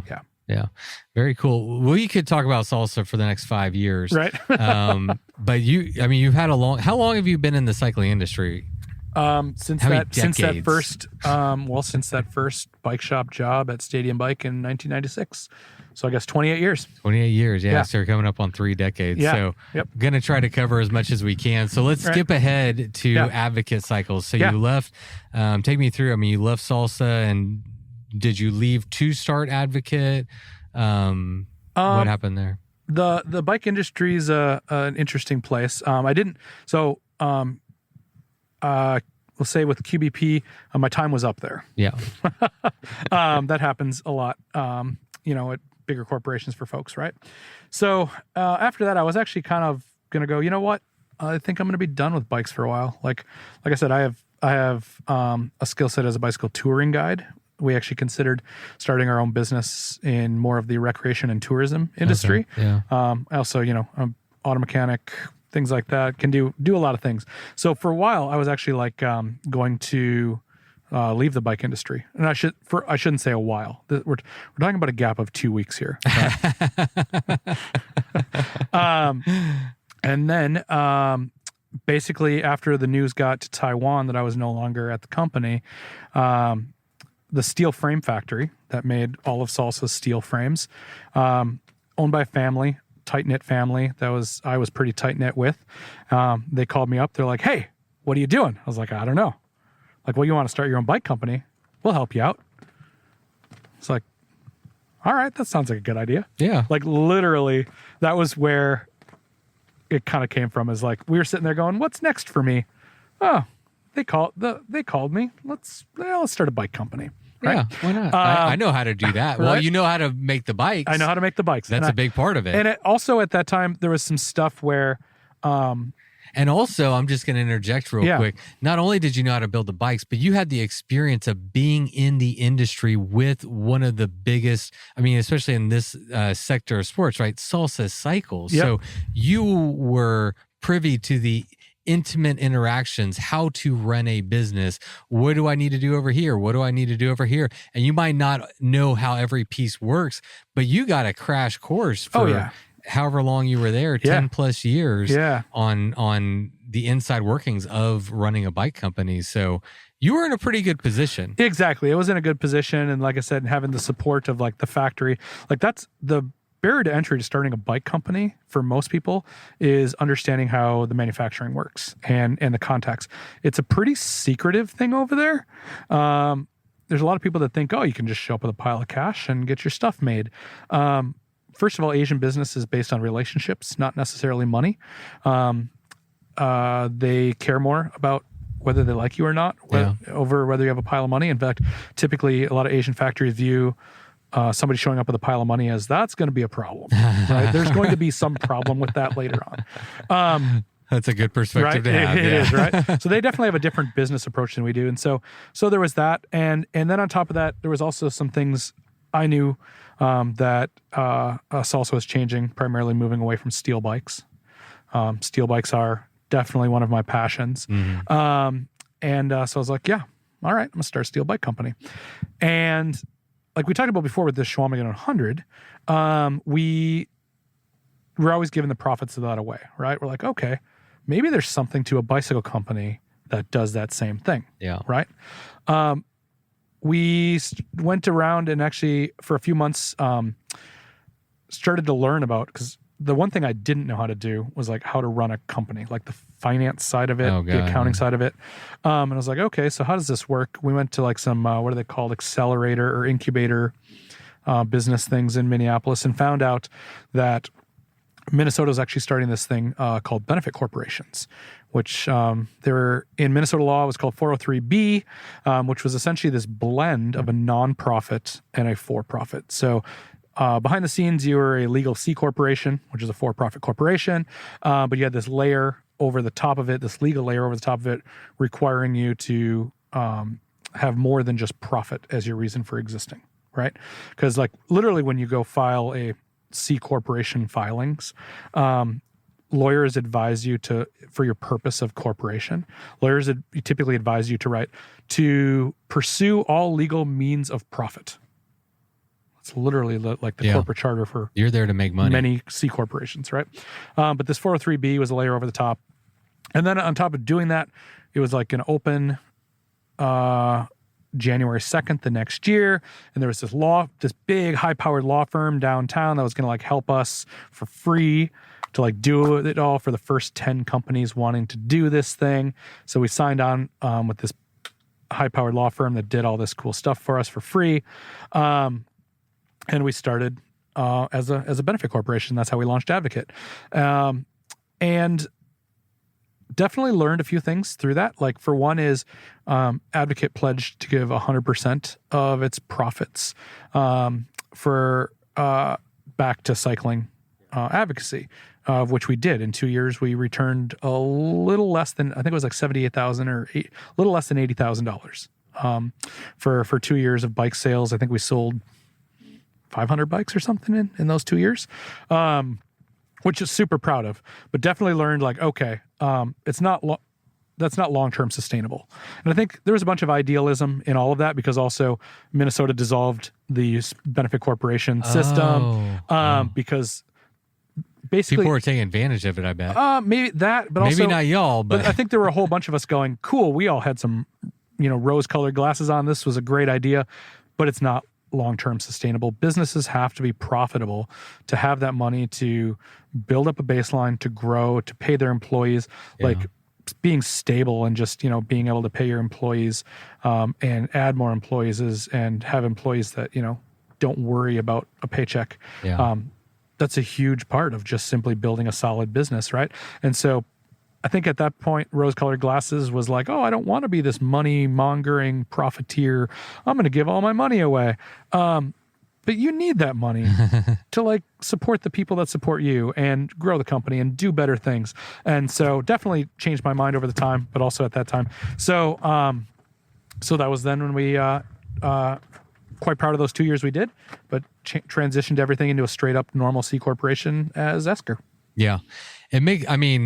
It's one of the things that really cued me into what you were doing back in the Advocate days. And I was so into it, right? Like anti-corporation for, giving back to the community, doing good with those dollars. And that's awesome. And I'm actually still sad I never bought one because like it was always a bike that I was like strongly considering. And Dia has an OG Hayduke, an Advocate Hayduke, and she will not let it go. She shouldn't. Yeah, exactly. That is a lifetime bike for sure. But you can also, as a for-profit company, do good things with that money and still run your company in philanthropic ways and environmentally sustainable ways. There are other ways that you can do things with that money that are still good. Absolutely. And you have ownership over that money, so you get to kind of control the direction. And then, like if you want to grow a business, you need that revenue to be able to grow, to be able to market, to be able to bring on Alexander Houchin and help her, do things to help, because if you can't grow, if you can't sustain the business, if you can't feed it and give it what it needs, that it's not going to be able to be a successful business. So it's a beautiful and a romantic idea, and I give you all the credit in the world for trying that. But there's nothing wrong in and having ownership over that and really like giving your company the best chance of success, right? Like if you're pouring everything into like all of your years of experience, your heart, your passion, you have this company, it's your baby, you want to give it the best chance of success, and money's a good way to do that. Yep, exactly. Yeah, exactly. So take us in. So that I was curious about how it transitioned from Hayduke into Esker. Was there, I don't know if there was a gap. I don't know if that was a business decision with the rebranding and everything. Like what? There were two parts to it. At the same time, Dave Weigel, famed suspension designer, is a good friend of mine. He and I did the split pivot bikes at Salsa, and became good friends. And through some other patent stuff, he was no longer working with Salsa with the split pivot stuff.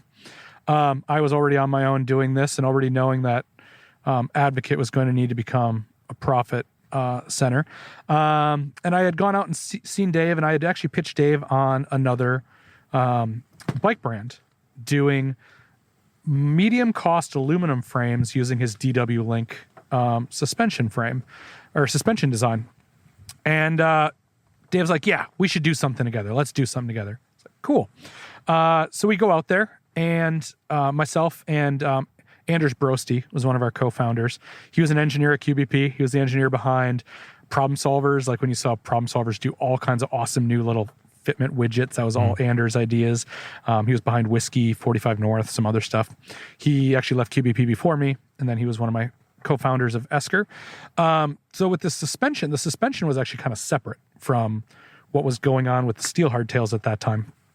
And but we went out to meet Dave Weigel. Took my brother Ryan was also one of our co-founders, and then Jason Ness, a friend of mine who was our industrial designer. Four of us were essentially the co-founders of Esker. We went out to meet Weigel to talk about this idea. Didn't have the name Esker at that point, and Dave's like, "Hey, well, yeah, I've got the DW Link patent. We could do this thing, but I've got this other patent that is called Orion. It behaves a little bit different. It actually behaves." At that time, riding suspension bikes, I was riding all Ibises. I was riding a Mojo 3 and a Ripley, I think, or Ripley LS. And I really liked Ibis's ride feel. Dave's like, and on top of that, this Orion is designed for 1x drivetrains only. Like the way the patent is written, it can only work with 1x drivetrains. This had to be 2016 when 1x drivetrains were becoming normal. We're like, okay, I think we can build a bike around 1x only. Yeah. That was a novel idea at that point. Right.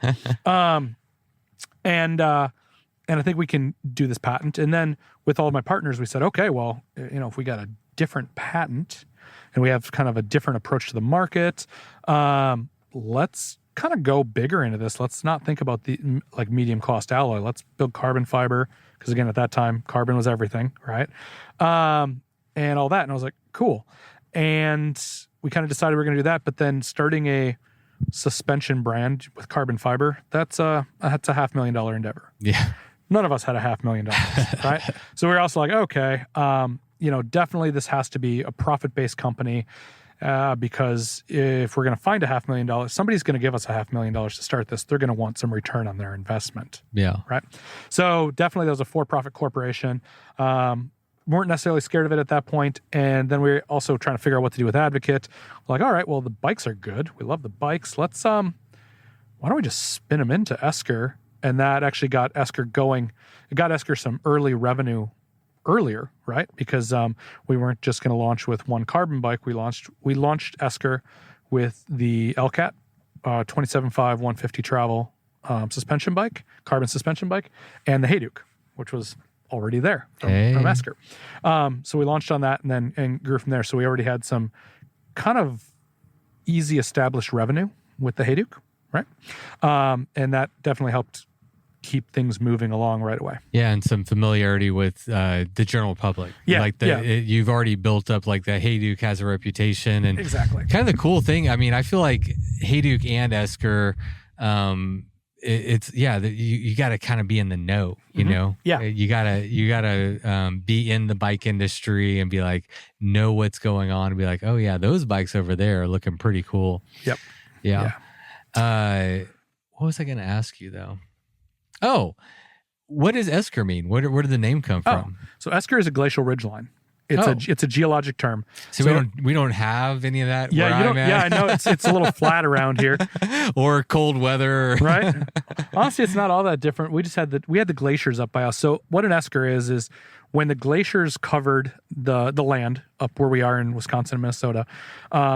They're thick, and just like any glacier now, rivers still run on top of the glaciers as the glacier is melting, right?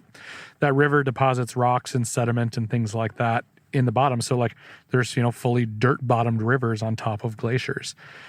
When that glacier retreats, it leaves all that dirt and sediment pile as a ridge line on the ground. So in the upper Midwest, you'll see them, you can really see them on topographic maps, but you can also just see them out in the wild. Where it'll be flatter land.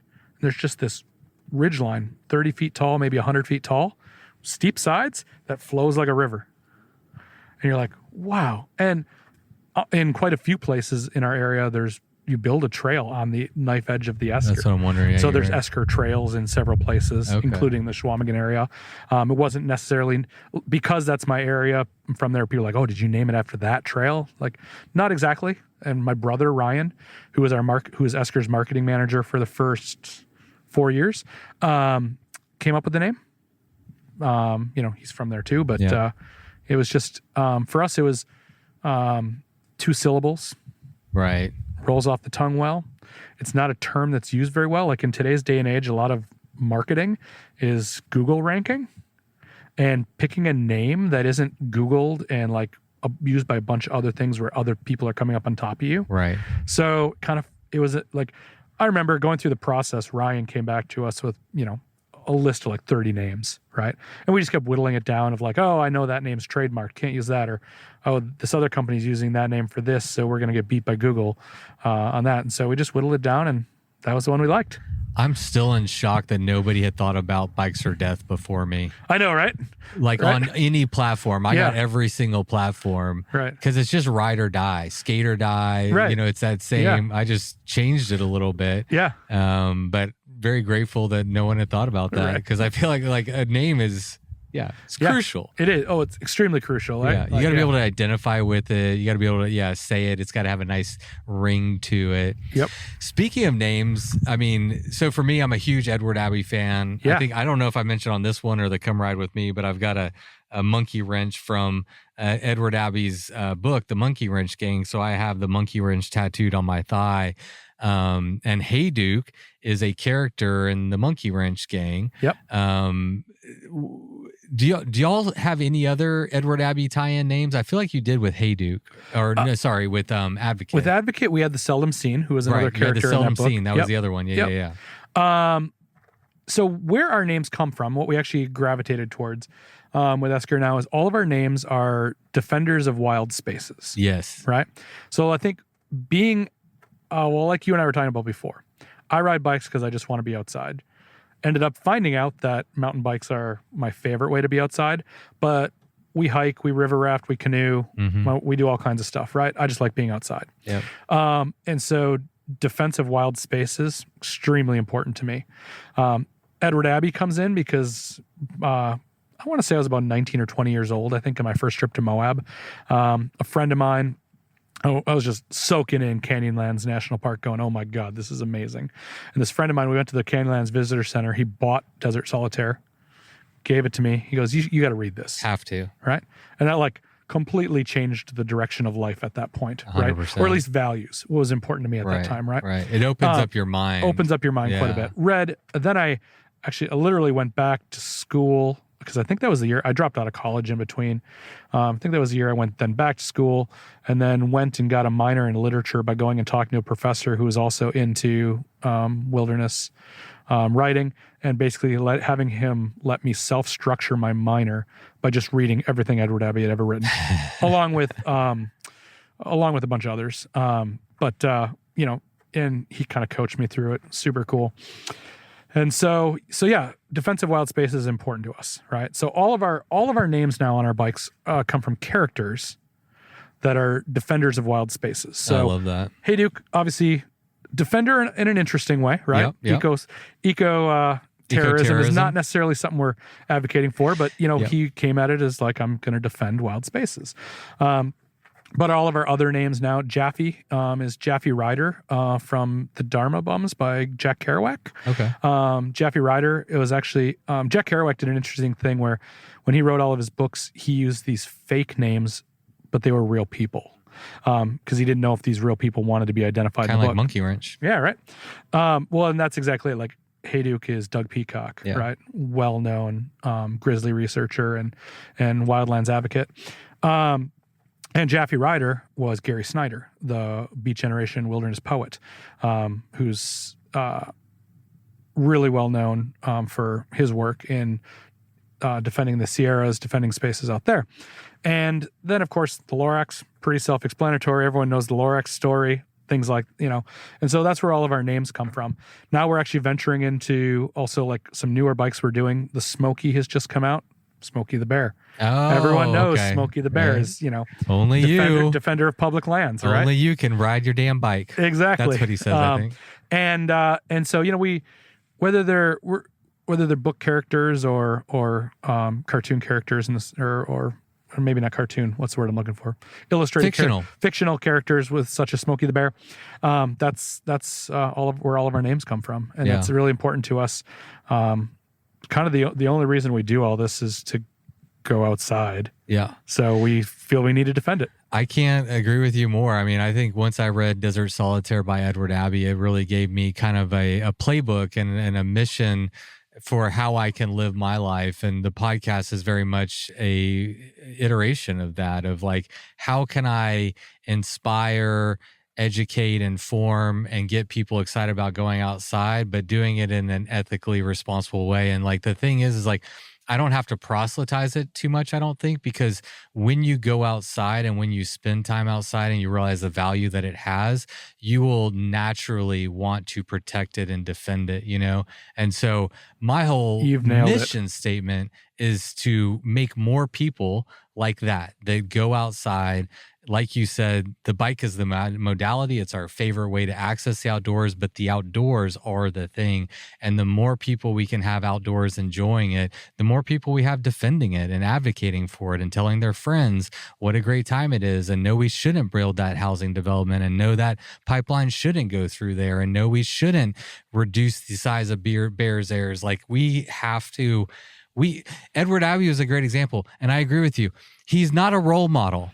Right. He's not a role model. He's a conundrum. He's contradictory. And but I think like in life, we have to take the good and parse out the bad. And we don't have to follow his example exactly as to way he did it. But I can admire his passion for the same thing that I had. And I can come to this space with my own passion and my own perspective. How can I move the needle in my own way? But I don't remember where I was going with that. But yeah, he has shaped the trajectory of my life greatly. And I don't agree with everything that he did or the way he did it, but it was a different time, and more power to him. Exactly. And the thing, he's inspiring. So we're sitting here talking about it right now. Exactly. So you have to take the good with the bad. And I think that's that is kind of to talk about the flip side of protect. Like, we make consumer products. Right. Making consumer products has waste, right? Yep. Like, these things get painted. Painting isn't necessarily the nicest thing ever, and they get shipped across the ocean and in big ships, and there's trash, from shipping. And so getting people outside, like you said, I firmly believe that when you show people the wilderness, when you get people outside, when you show them what there is, that's when they become attached to it, develop a sense of place, and then have the willingness to defend it. And that's how I justify maybe to myself sometimes, like, what we're doing, even though there are destructive elements to what we're doing, because we're making products.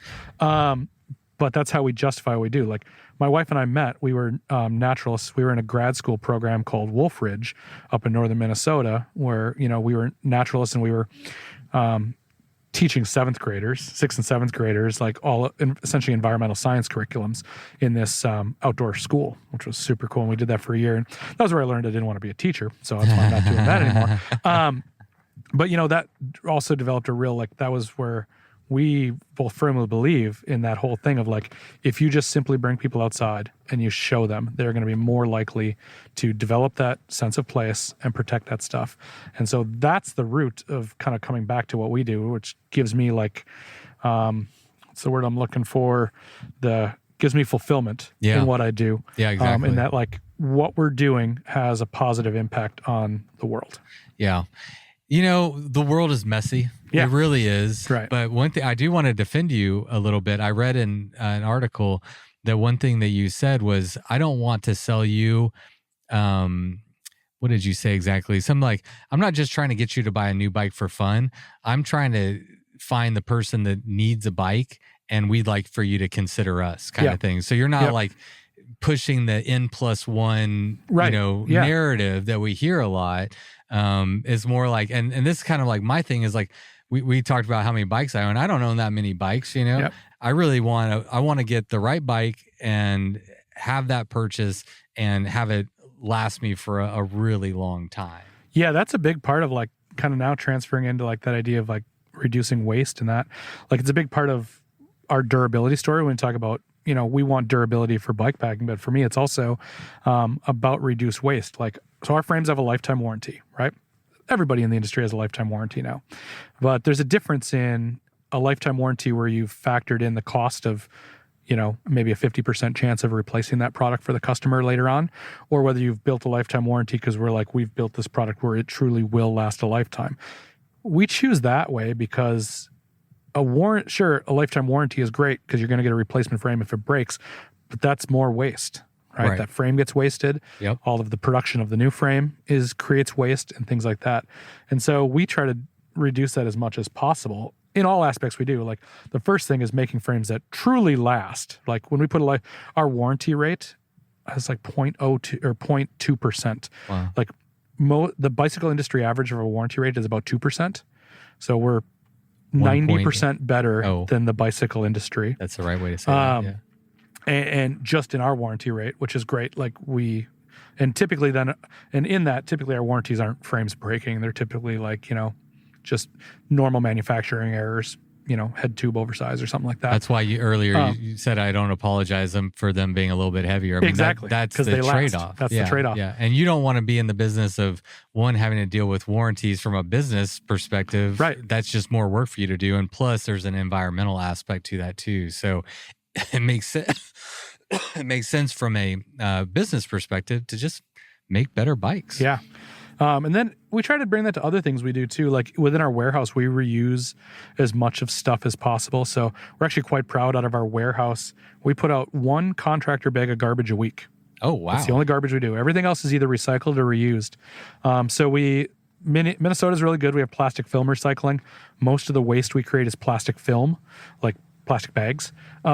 And there's good plastic film recycling in Minnesota that actually gets recycled. So that's good. Right. So there's that. But then even things like, oftentimes we'll get a customer that'll write us a note or something. They'll be like, hey, so I just got my bike.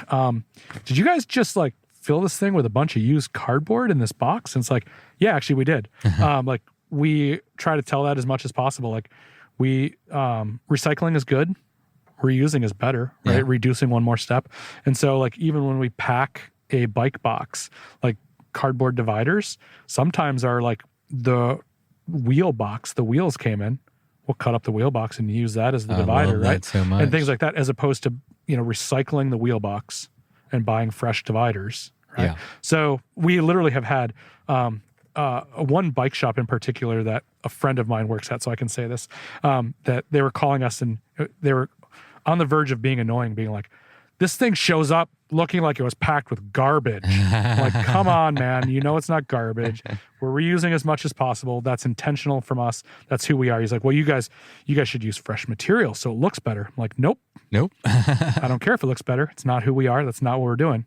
So yeah, I'm on your side. If I didn't get the benefit of receiving my bike by mail, I got the better experience where you brought it to me. But if I had opened it, I would have been like, oh, that's fucking ingenious. Yeah. I would have immediately been like, that's a better way to do it. Yeah. Because like for instance, like so your wheels, you have our the No Tubes Flow wheel set on it.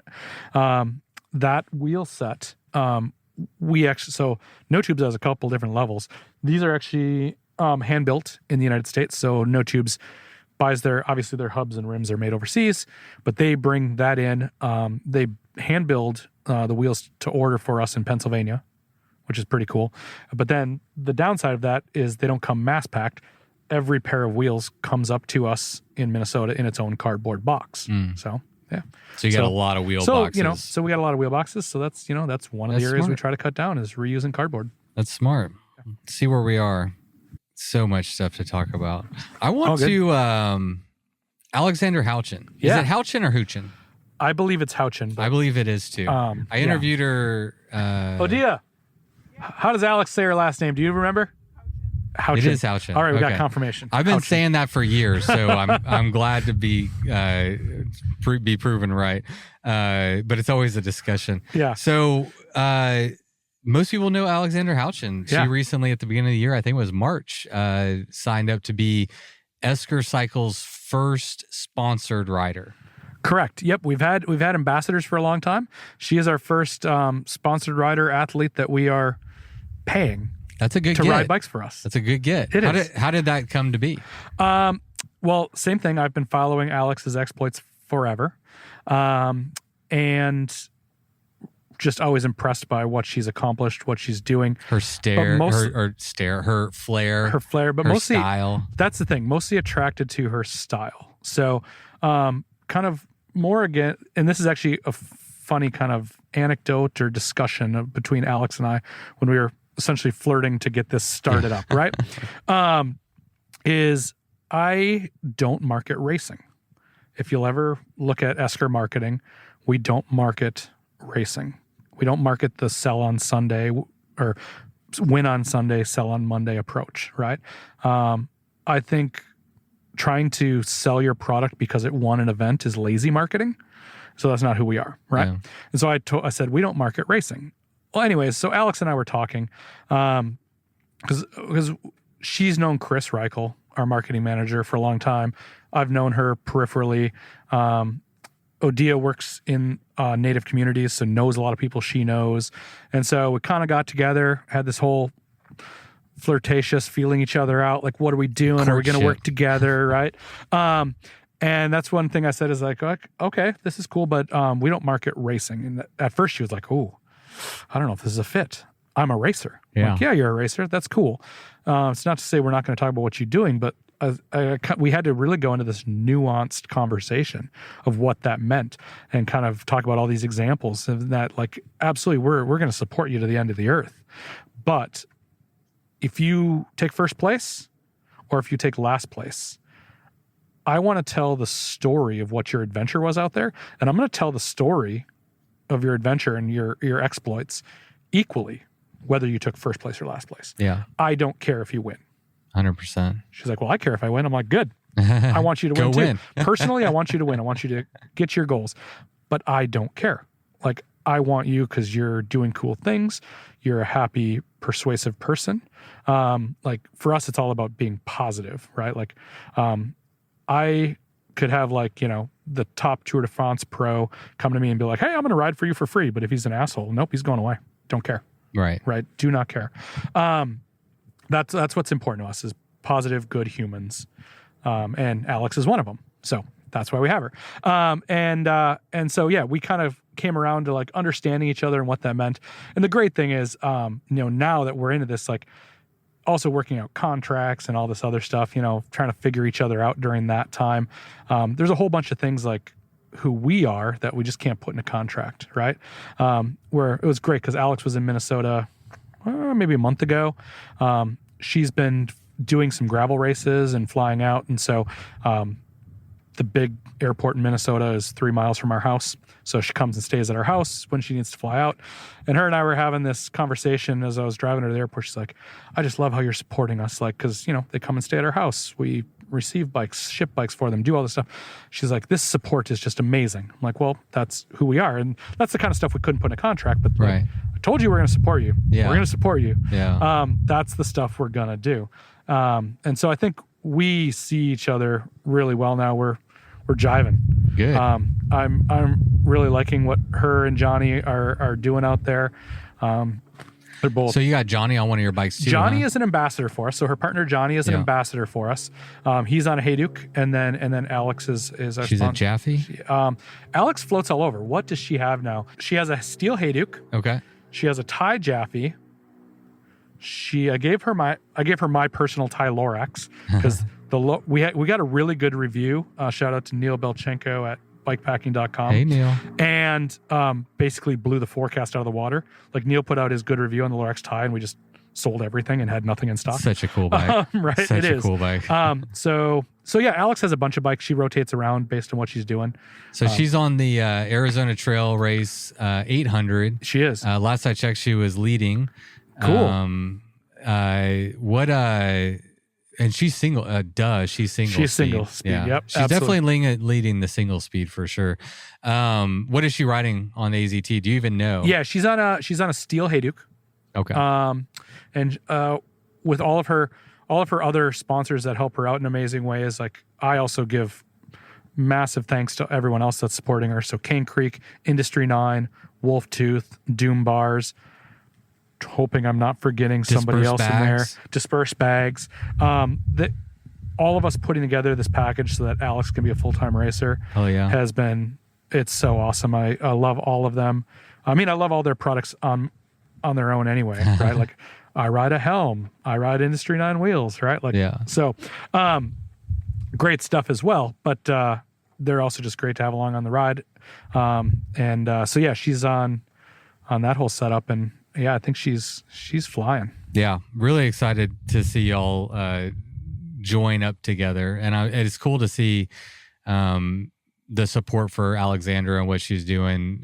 It seems like she's continuing to get recognized for her impact in the community. She's also a great racer. I'm kind of like you. I'm like, I don't care if you win or lose or whatever. I'm more interested in the person, the story, and exactly, and that kind of that angle. But yeah, it was super cool and exciting. And I rode a Chumba Stella tie at the same time she was running a Chumba Stella tie, and now I'm just going to keep following her wherever she goes. Perfect. That's my new business model. Good. What was our next question? Oh, I had kind of a fun question. Where is it? Here we go. For Esker at this stage right now, how is a new bike born? What goes into deciding to spend all the money and everything and like, I'm going to build this bike? Or maybe y'all have a complete lineup and you're not really looking at introducing new bikes right now, but just historically, how does a new bike come to be? That's a great question because we do not have a regimented method. Okay. Right. So coming from the corporate side, when I was at QBP, like there we had they're called product concept documents. It's a long document, all this stuff, checks and balances, what's going to cost, blah, blah, blah. All these things that had to get approved by like 6 different people and all this, right? So going into a small brand, and the folks that are working with me right now, all also have corporate experience. So we're calling Esker kind of the anti-corporate exercise for all of us in our careers right now. So we honestly, we don't have like, here's exactly how a product flows through. So we're sitting here next to a Hayduke LVS, yes. Which is a great, so I'll use a couple anecdotal examples here. All right. Because the Hayduke LVS is one side of the picture, and then we have other stuff on the other side. The LVS came to be because I worked on the Salsa Black Burro. Right? Just say what the LVS is for anyone who doesn't know. Sorry. This is our long tail bike packing bike for hauling extra gear. So it's our Hayduke that has 600 millimeter rear chainstays for hauling a lot of extra gear, has space behind the seat tube for bike packing. It's its own animal. It's special. Look it up online if you don't know what it is. I think Jay Peterberry, was, in my perspective, is the one who popularized this bike whenever he announced that he was going to be riding this on his Divide Unearthed. Right. And that's where this story goes, is into Jay. So the funny thing is, because I'd ridden the Salsa Black Burro, it's basically the same thing, but as a fat bike. Mm-hmm. And riding it, I was like, this bike isn't just for carrying cargo. It actually rides really good with this longer rear end. Climbs like mad because the rear end just digs extra traction, all this. And I was like, you know what? I really want that, but as a 29er, right? So I had a prototype built for myself. And I rode it for a year and a half, I want to say. It's just a thing for me. right? And then when Chris Reichel joined Esker, he came up to the Minnesota warehouse one day, was like, "What's that?" I'm like, "That's my bike." He's like, "We need to sell that." I'm like, "Really? You think we can sell that?" I'm like, "I think it's cool, but I thought it was so weird that nobody else would want it." Right? Yeah. Chris is like, "We need to sell that thing." I'm like, "Okay, let's talk about putting it in production." So with our tie vendor, it's in tie first because we have much smaller minimum order quantities to make something in titanium than in steel. And for something this unique and weird for that matter, we're like, let's start small. Let's see what the market looks like for this, because at that point, Chris really wanted one for himself. We're like, this is just a weird thing. We're going to make, if we sell 20 in the first year, maybe that's okay. But we're going to make it because we want it. It's who we want to be. It's a really cool thing we can show the world. And we'll see what happens, right? So we put it into production that spring. And like I said, 20 unit minimum order. So we were building 20 of these. And we were like, you know what? If it takes us a year to sell 20 of these, I'm okay with that. Let's just see what happens, right? Well, then the funny thing was, Jay and Chris knew each other really well because Chris, when he was at Revel, was also sponsoring Jay. Jay and I know each other really well. Jay saw that Chris was at Esker, calls Chris and is like, "Hey, I got this idea for this bike. I really want to do this bike. It's this idea I have for doing this big solo mission down the Tour or Great Divide for him." True. Right? It's the Great distinction, Divide. the distinction, right? Important distinction. And he rattled something off to Chris, and Chris goes, "You need to call Tim." And so Jay gives me a call, and Jay rattles off what he wants. And so I'm on my phone. I'm like, sent back a picture. I'm like, "You mean this?" Kind of He's like this? Like literally, he described this bike to the T. What he wanted drop bars on it, right? Which is how he ran his bike. So I'm sure he would have done a little bit different front geometry. But he described this bike to the nuts of what we were going to produce, right? And I was like, so I sent him a picture. I'm like, "You mean like this?" He's like, "Oh my God, is that a thing?" I'm like, "Actually, they're in production. We're launching them in June. Yeah, we can get you a sample." So we sent him a sample, which was the Fayetteville bike he was hit on. But yeah, we sent him one. He loved it. Not the bike's fault. Not the bike's fault. Not Jay's fault. Nobody's fault except an inattentive driver. Yes.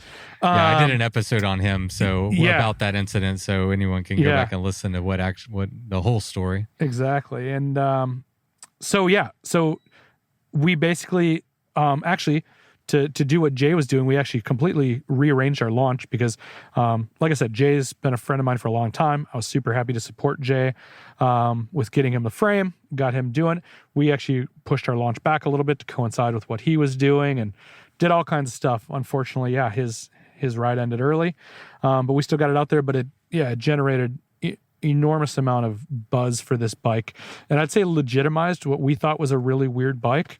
And thankfully, we sold a lot more than we thought we would. Yeah, I bet. Yeah. And the cool thing is, I would say it's still slow uptake overall. Like, we definitely sold more than we thought we would, but it's still definitely not flying or anything. But the cool thing about it is, like, when you went and rode it around, it's another one of those bikes that you just need to ride to understand. When people first see it, they're like, "That is dumb. Everyone's trying to get shorter chainstays. Why would you guys make them 6 inches longer on purpose?" But you ride it and it's a whole different animal, right? Yeah. It's so cool. And we're getting that word of mouth out there now that it's been on the market for about a year. Lots of our riders that have them are telling the story about how good it rides or these cool adventures they're doing. And we're getting like the second wave has actually been starting lately of like, "Oh yes, so I saw so-and-so had this thing and did this cool thing. I want one." So it's a slow burn because it's unique and takes a while for people to wrap their head around. But anyways, I think, I don't know how much of Jay's plan is out there yet, but we've got Jay a new bike. I know he's still getting stronger and still coming back. He's not 100% yet. But I think he said this publicly that I know he's going to be making another attempt on the bike again. Yeah. So, yeah.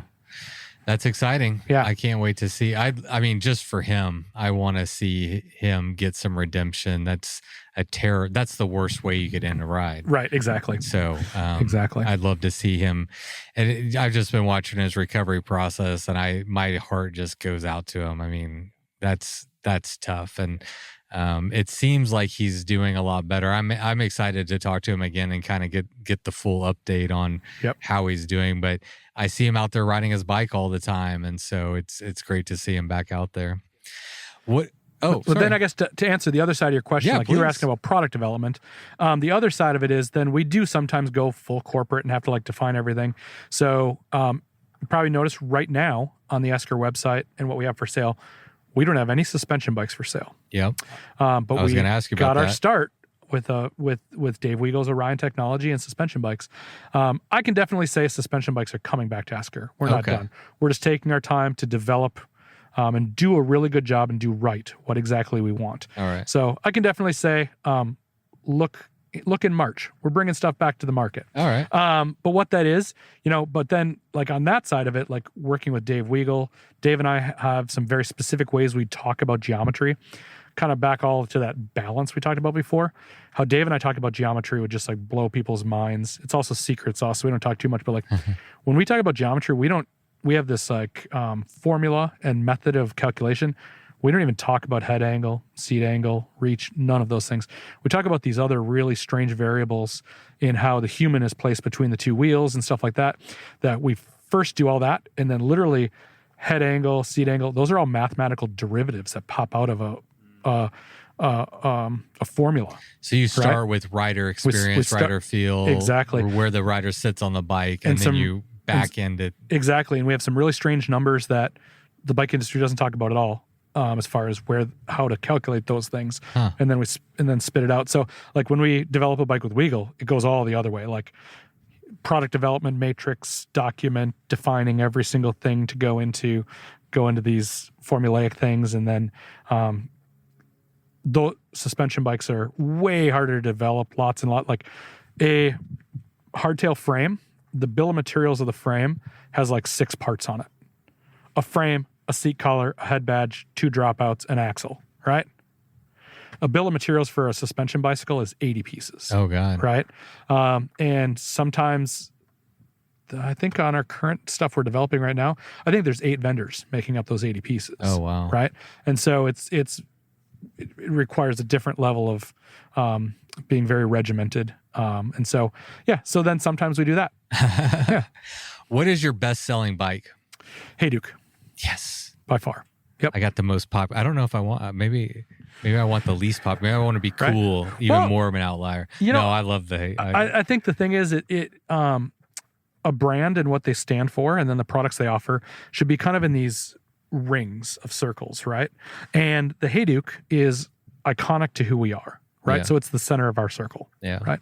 So therefore it should be our best selling unit, right? Like if what defines you is like this weird tiny little bit, and then it's tiny bit of what you sell, but then what funds you is completely peripheral to what you believe in. Like that's something's wrong with your brand. Something's right? not synced up there. So for us, Hey Duke being this durable, get on it immediately comfortable, bike packing capable, but also trail bike, neutral geometry, neutral fit that just like it feels like that comfy t-shirt, right? That's who we are. That's what we want to be. T-shirt, so I love that. That's our home base. Yeah. Man, welcome home to me. Yeah. Mr. Hey Duke. But then I'd say Lorax, we just introduced this summer, but the new Lorax is going to fast catch up and probably be number 2, which interestingly, because the new Lorax is from an engineering perspective, like there's a whole bunch of other stuff that goes in it, but from an engineering perspective, the new Lorax is a drop bar Hey Duke. Yeah. Right? Like the steel one uses all the exact same tubes, rack mounts, fitments, and everything obviously it has its own geometry, a little bit of its own tube tuning. But that's exactly it. So that's core to who we are too. Yeah, that man, I got my eye on that Lorax. I ain't gonna lie. I'm eyeing it pretty hard. What size tire can you fit on the Lorax? Up to 2.6. Oh shit. Yeah. How does it run? How does it perform with like a 48?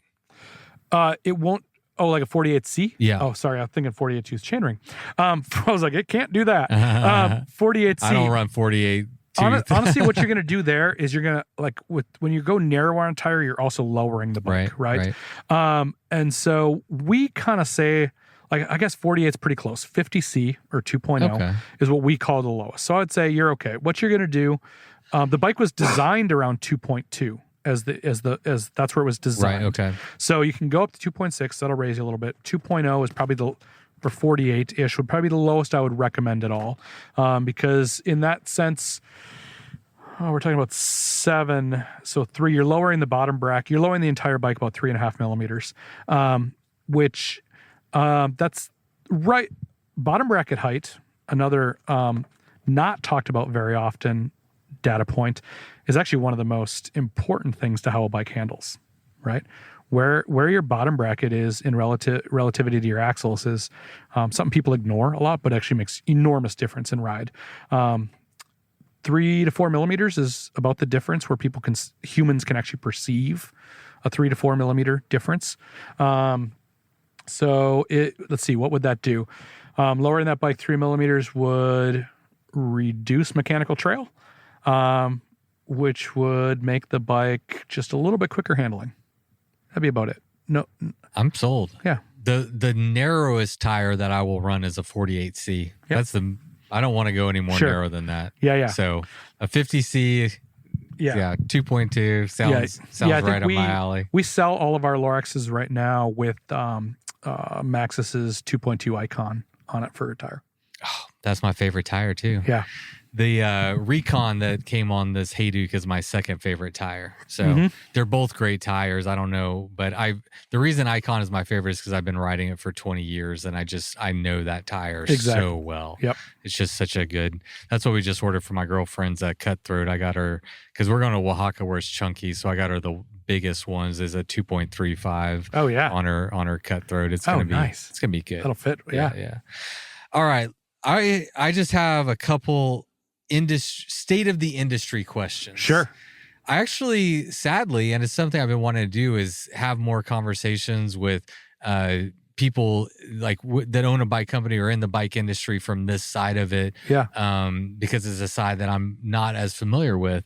So first question, finish this sentence. The current state of the bicycle industry is confusing. Good answer. I'm not the only one. But also I will say very positive, right? It depends on who you talk to and what their motivations are. You will definitely hear people say right now very negative, right? Things about it. So, and I guess the way I would define that is like, I'll say, Esker, we had our best year ever this year. Congratulations. Both in revenue and units moved.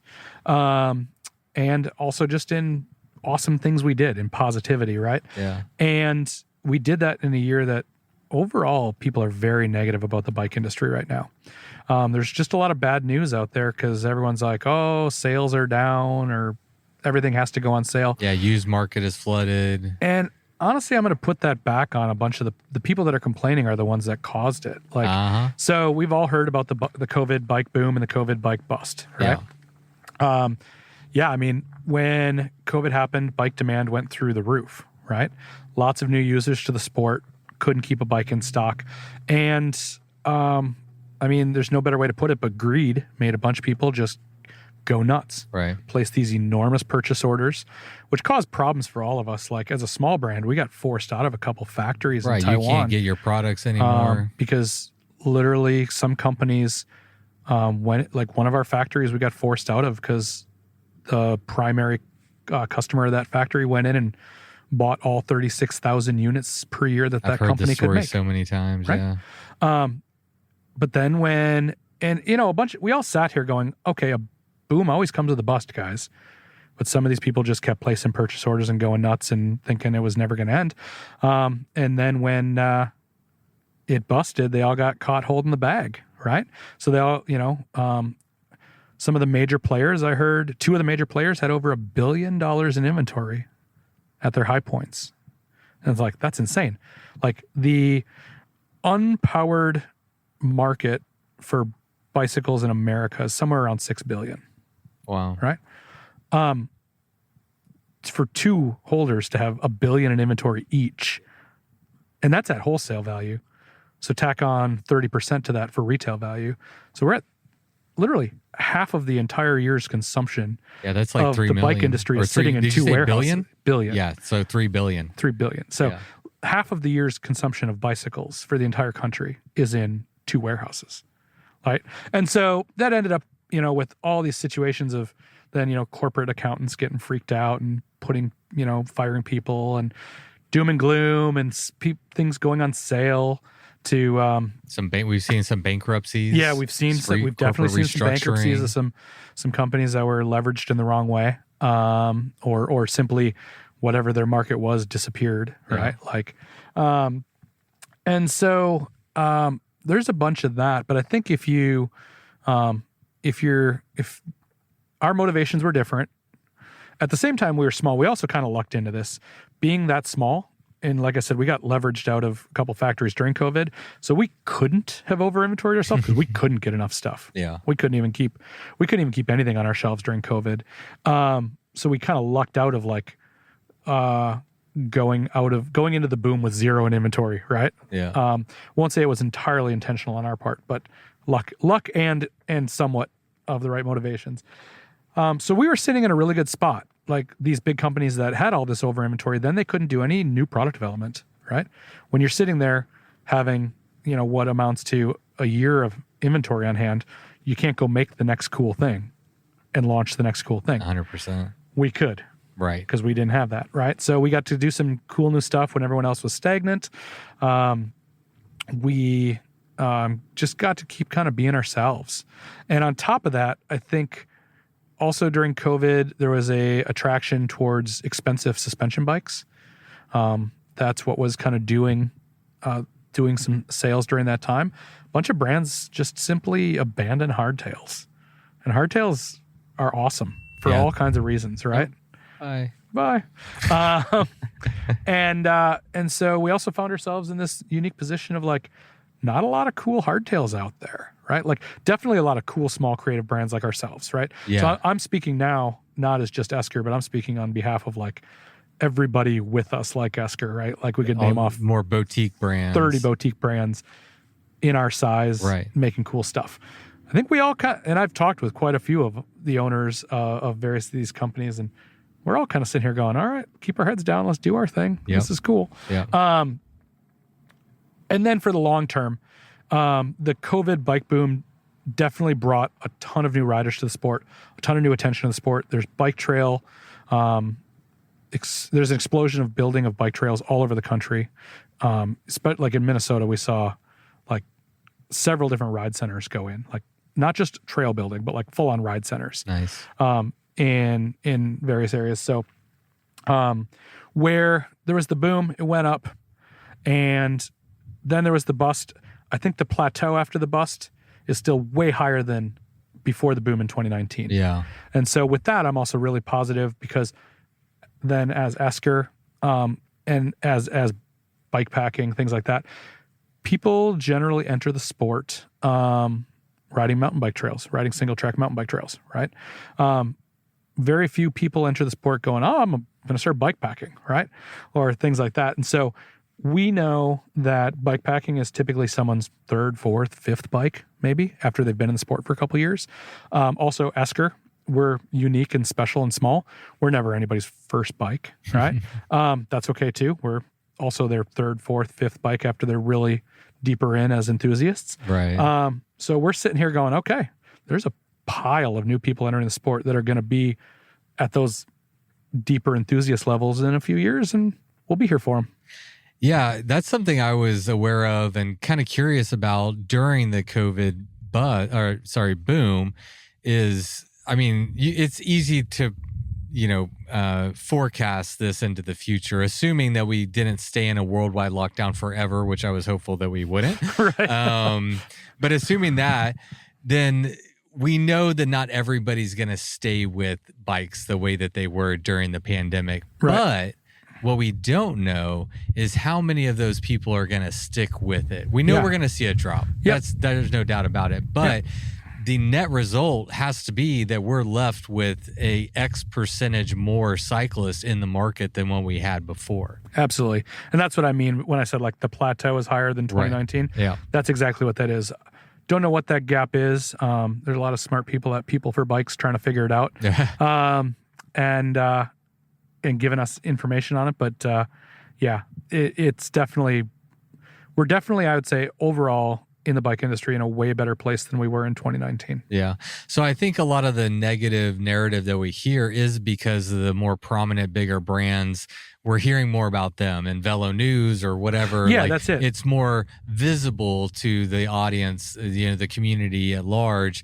And so we're seeing a lot of doom and gloom. But I have to echo what you're saying. As most people I talk to are in the more boutique side of things, is where I gravitate towards personally. And the conversations I'm having with them are much similar to yours. Like, keep my head down, make our bikes. We're going to be okay. We're not over inventoried. If anything, we're under inventoried, but we're selling what we have. And when you weather the storm, well, now we're left with more cyclists in the market than where we started. Yep, exactly. Yeah, not bad. Yeah, I think that is, it's headline, it's media based, because like Bicycle Retailer, they're going to, they're posting, so-and-so has way too much inventory. Yeah. I think actual headlines that were out there wasn't Fox Factory, because they're publicly traded, so all the info's public. Oh, I think they were down 30% this year. Yeah. And that's only because, like, I'm guessing here, I don't know the exact numbers, but I'm guessing like the 4 major big players probably make up 60-70% of Fox's bike sales volume,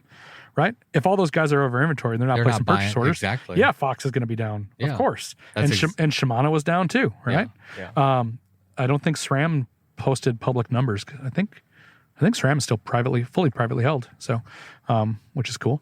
But so I'm they were probably down in some way though. Yeah, right. That was my initial thought. The big guys making up the bulk of the volume just aren't placing purchase orders. Yeah.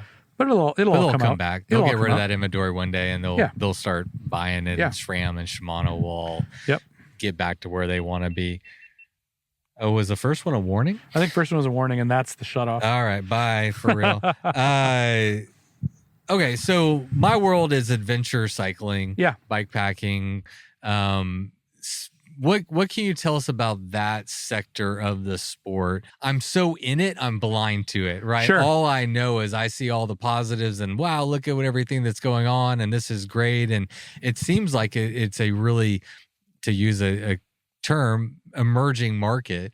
What do you think the state of adventure cycling is right now, and maybe the trajectory? I'm very excited about where it's going. Kind of like I was talking about before, where I came from more of the outdoor world, right? And I do a lot of other outdoor sports. Cycling ends up being my number one, but I like all these other things. So, way back in my history, I did kind of pursued a little bit of a career of outdoor and adventure ed, environmental ed, things like that. So I've got a lot of friends in that world. And 15 years ago, it was a really weird space. There was the bike industry over here, and then there was the outdoor industry over here, and neither ever crossed. There were bikes, and I was like, but we're riding bikes outside. Like, What is going on here, right? And this space of bikepacking and adventure riding is really bringing them together, right? So you're seeing Patagonia's making bike clothes, right? Who is it? GSI is making bike-specific stuff, right? We're like... Yeah, you're starting to see bike-specific tents and... Bike-specific tents from... is it Big Agnes? Has that one with the short poles? That's the one I was thinking of. That's the one I was thinking of, yeah. And then, so a friend of mine is a professor at Fort Lewis College in Durango, and I was just there talking to his class a couple weeks ago, and in this adventure, these kids are going after a degree in adventure education. And in this classroom, half of them were riding mountain bikes. Yes. Like, when I was in adventure education 15 years ago, that was not a thing.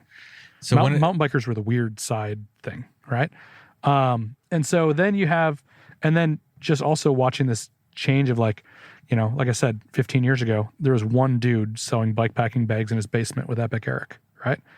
Now, there's got to be 100 bike bag companies. Yeah. Like I think it's normalizing. it's also making mountain biking more approachable to folks that are just more approachable. Yeah. It's also making it so, because especially approachable because, like I said, 15 years ago, mountain biking was racing. A lot of people go, "Oh, I'm not a racer. I can't do that." Now people are just seeing us go for overnighters on bikes and going, "I can do that. Let's go on a tootle in the woods." Yeah. So I think that the adventure segment of mountain biking and cycling as a whole is, I'm going to go out and say in 10 years is going to be the largest segment. Boom. Right. And it's going to bring in so many new riders to the sport. And then it's gonna, rising tide raises all ships, however you want to say that. Right. Then we're going to see big brands, make consumer products that are even more dialed in for these functions, and just better accessories for all of it, making our lives better for doing these. And it's going to be awesome. I think so too. That is the exact trajectory I think we're going down. And I think we're going to see, and we are seeing, I think we'll continue to see people be like, "Oh, I love to go camping. I love to ride bikes. I love to be outdoors. I love to ride bikes." And like my aha moment was like, "Oh, I can do this together right at the same time." Yeah. I like to do the 24-hour, 12-hour kind of endurance mountain bike racing. That was where I was at in my cycling career or whatever. When I learned about bikepacking, and I grew up in the Boy Scouts. I used to be a Boy Scout leader. And so just spend my whole life outdoors. I've always considered myself an outdoorsman. Yeah. And so whenever I found that you could combine the two, it was just a no-brainer, and I think that is appealing to a lot of people, Exactly. And the more, the word gets out there, the more, bikepacking.com does their thing, and more Esker Cycle does their thing, making bikes, and then you got all the bag manufacturers, and you got Ride with GPS. I mean, you got podcasts, like there's so much momentum that is bringing down the barrier to entry, and also kind of making it cool and more accessible, Yeah. People are like, I think I could do that too. All right.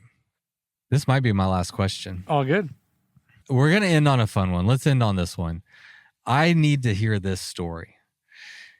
I know very little other than you used your Tacoma that you lovingly refer to as the Stormtrooper to stop some car thieves that carjacked a BMW. I think I don't know anything, but what happened, man? Tell me that story. Well, we have this 2013 Toyota Tacoma that is our adventure rig, right? So we have the company van right now, but normally this is being pulled by that truck. That's our adventure rig. And so, wanting to be outside all the time, that thing it's done 10 rounds of the white rim, with Odia driving and a bunch of us riding. So it's got all the fun off-road stuff on it. ARB bumper, rock slides. It's armored, right? So anyway, we live right in South Minneapolis. We live less than a mile from George Floyd Square. And when folks marched from George Floyd Square over to the 3rd precinct to burn it down, they marched past our house. Okay. Right? So we're right in it. Minneapolis is a great, great town, but definitely some of the rebound from that, there was rebound from all of those riots to then the police basically said, "Fine, you don't want us, we won't do anything." And our policing has been not very good in the last couple of years, right? And honestly, it hasn't been. Minneapolis is still a really beautiful, awesome place. The weird thing that's popped up is just these little petty crimes of essentially teenagers, in this case, 14 and 16-year-olds, doing stupid shit, right? And what they like to do is apparently jack cars and go on joyrides, right? Sure, who doesn't? Right, yeah. I mean, that sounds like a fun pastime, right? And so, actually, one day I was out in the street. We live on a pretty quiet street in South Minneapolis. I was out in the street actually getting the camper prepared to hook to the truck to go up to Duluth for the weekend. Odie and I were going up to Duluth. And this vehicle, I could hear it at the stop sign at the end of my road, just floor it, right? Just floor it. It had to be going 40 miles, 50 miles an hour past me on a 20-mile-an-hour street. And me being, the old man now that yells at clouds. Get off my lawn. I literally, as I heard this vehicle accelerate, I jumped out from between my camper and my truck and just yelled at them, right? And then they just kept flooring it past me. So I jumped out in the street and gave the double middle finger in their rear view mirror, right? And they next block down went over and pulled over.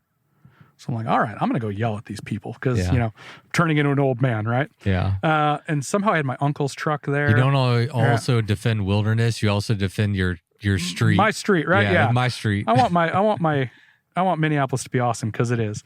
So I'm like, I hopped in my uncle's truck, drove it down, and there was nobody outside this Jeep. It was parked in front of this house. So milling around this thing, taking some photos. I'm just going to call the cops or something. And the person inside the house yells out at me. He's like, "What are you doing?" I'm like, "Is this your Jeep?" It's like, "No, but I just saw 2 kids in ski masks jump out of it."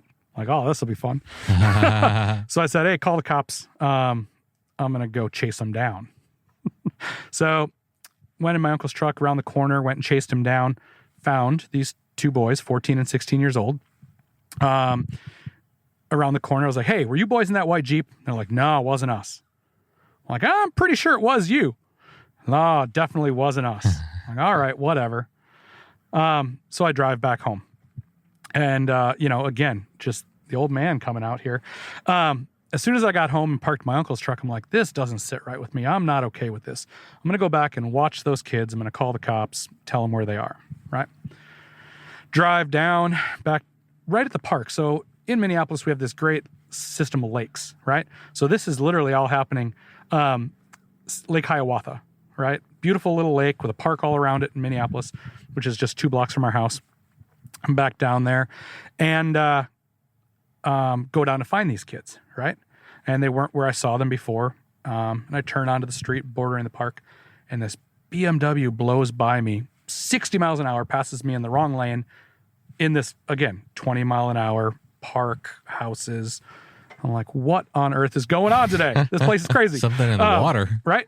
And then I see that BMW go about 3 blocks further than me, stop. These kids run out of the bushes, definitely those 2 kids, hop in the car, and then it turns the wrong way down towards the community center on the lake. I'm like, oh, they're going the wrong way. All right, I'm going to go box them in, and then I'm going to yell at these kids, right? So I turn purely motivated by wanting to yell at. I just really wanted to yell at these kids. They needed to hear what you had to say. So I turned down the wrong way down the one way as well. And I'm going to box them in. And all of a sudden this car just freaks out, plows in, turns into a minivan, a parked minivan, backs into a pile of garbage cans, turns around, it's coming right at me. And I was, this was a blue BMW 5 Series, moderate car, and I'm in my armored truck, right? I'm like, and they floored it right at me. Oh, God. I'm like, all right, you guys want to play chicken, play dumb games, win stupid prizes. Winner. So I pinned them or hit them, right?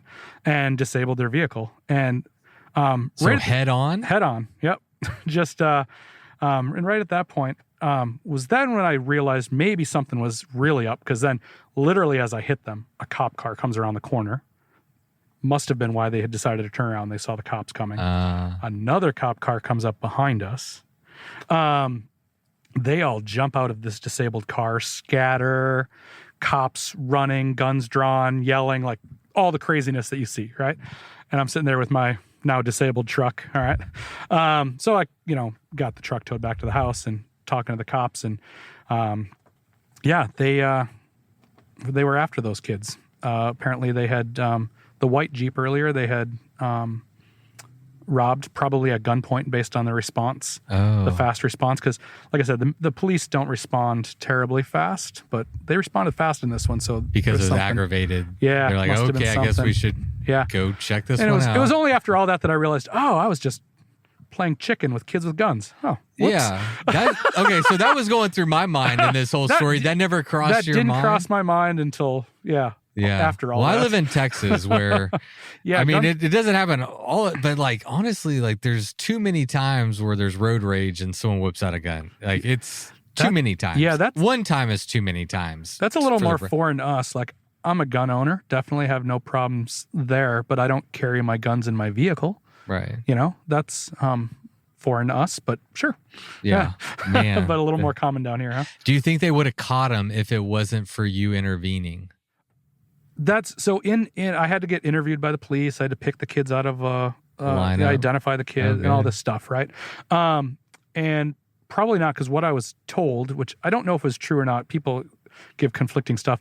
The one cop that was behind them said, "Thank you. We saw what you did," because he saw me like intentionally steer into them. And he's like, "Thanks for doing that, because we couldn't have caught them. We're not allowed to pursue." Oh, okay. And they were pursuing, so I don't know what he meant by that. I don't know if he meant they're not allowed to pit in the city, like pit maneuver, like Right. spin, Yeah. or what it was. But the cop appreciated what I did, so that was great. That made me feel good. Did you get to yell at him?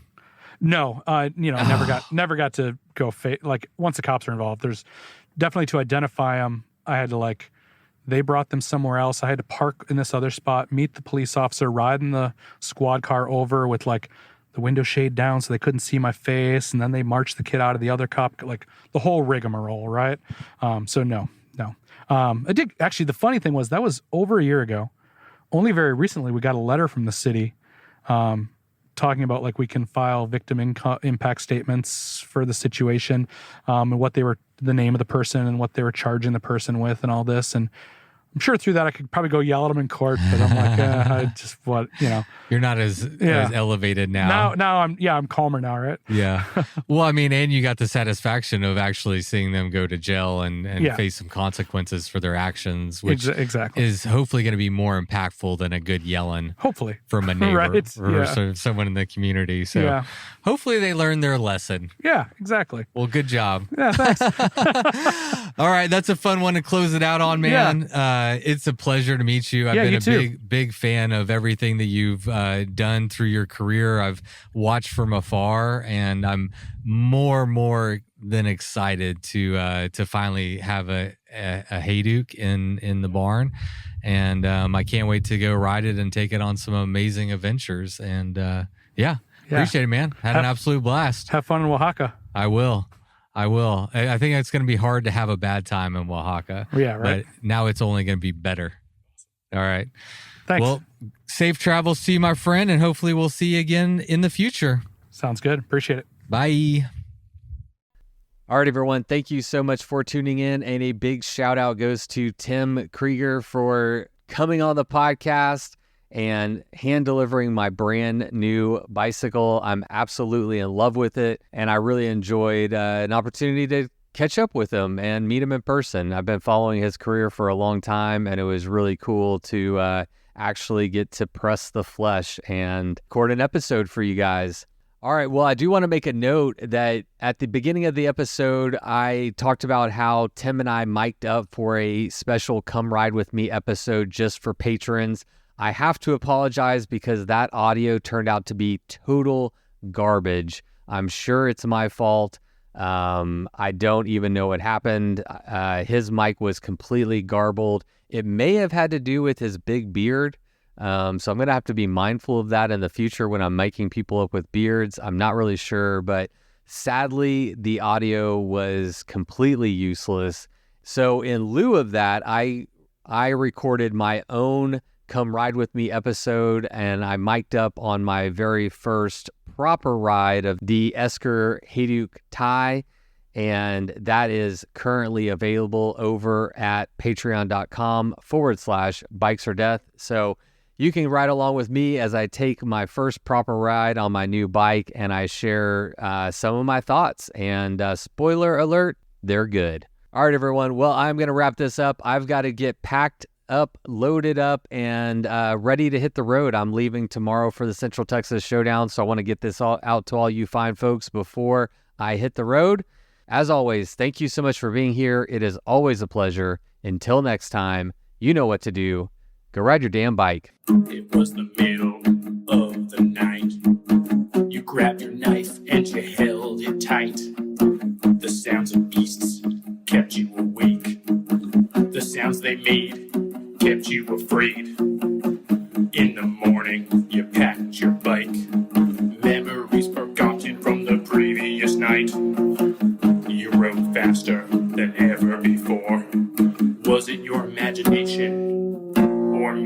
folklore. Fear turns into strength as you push further. Every pedal stroke, stronger and firmer. Your bike feels weightless, your legs aren't tired. You think to yourself, just a few more miles. Bikes, oh death. Bikes, oh death.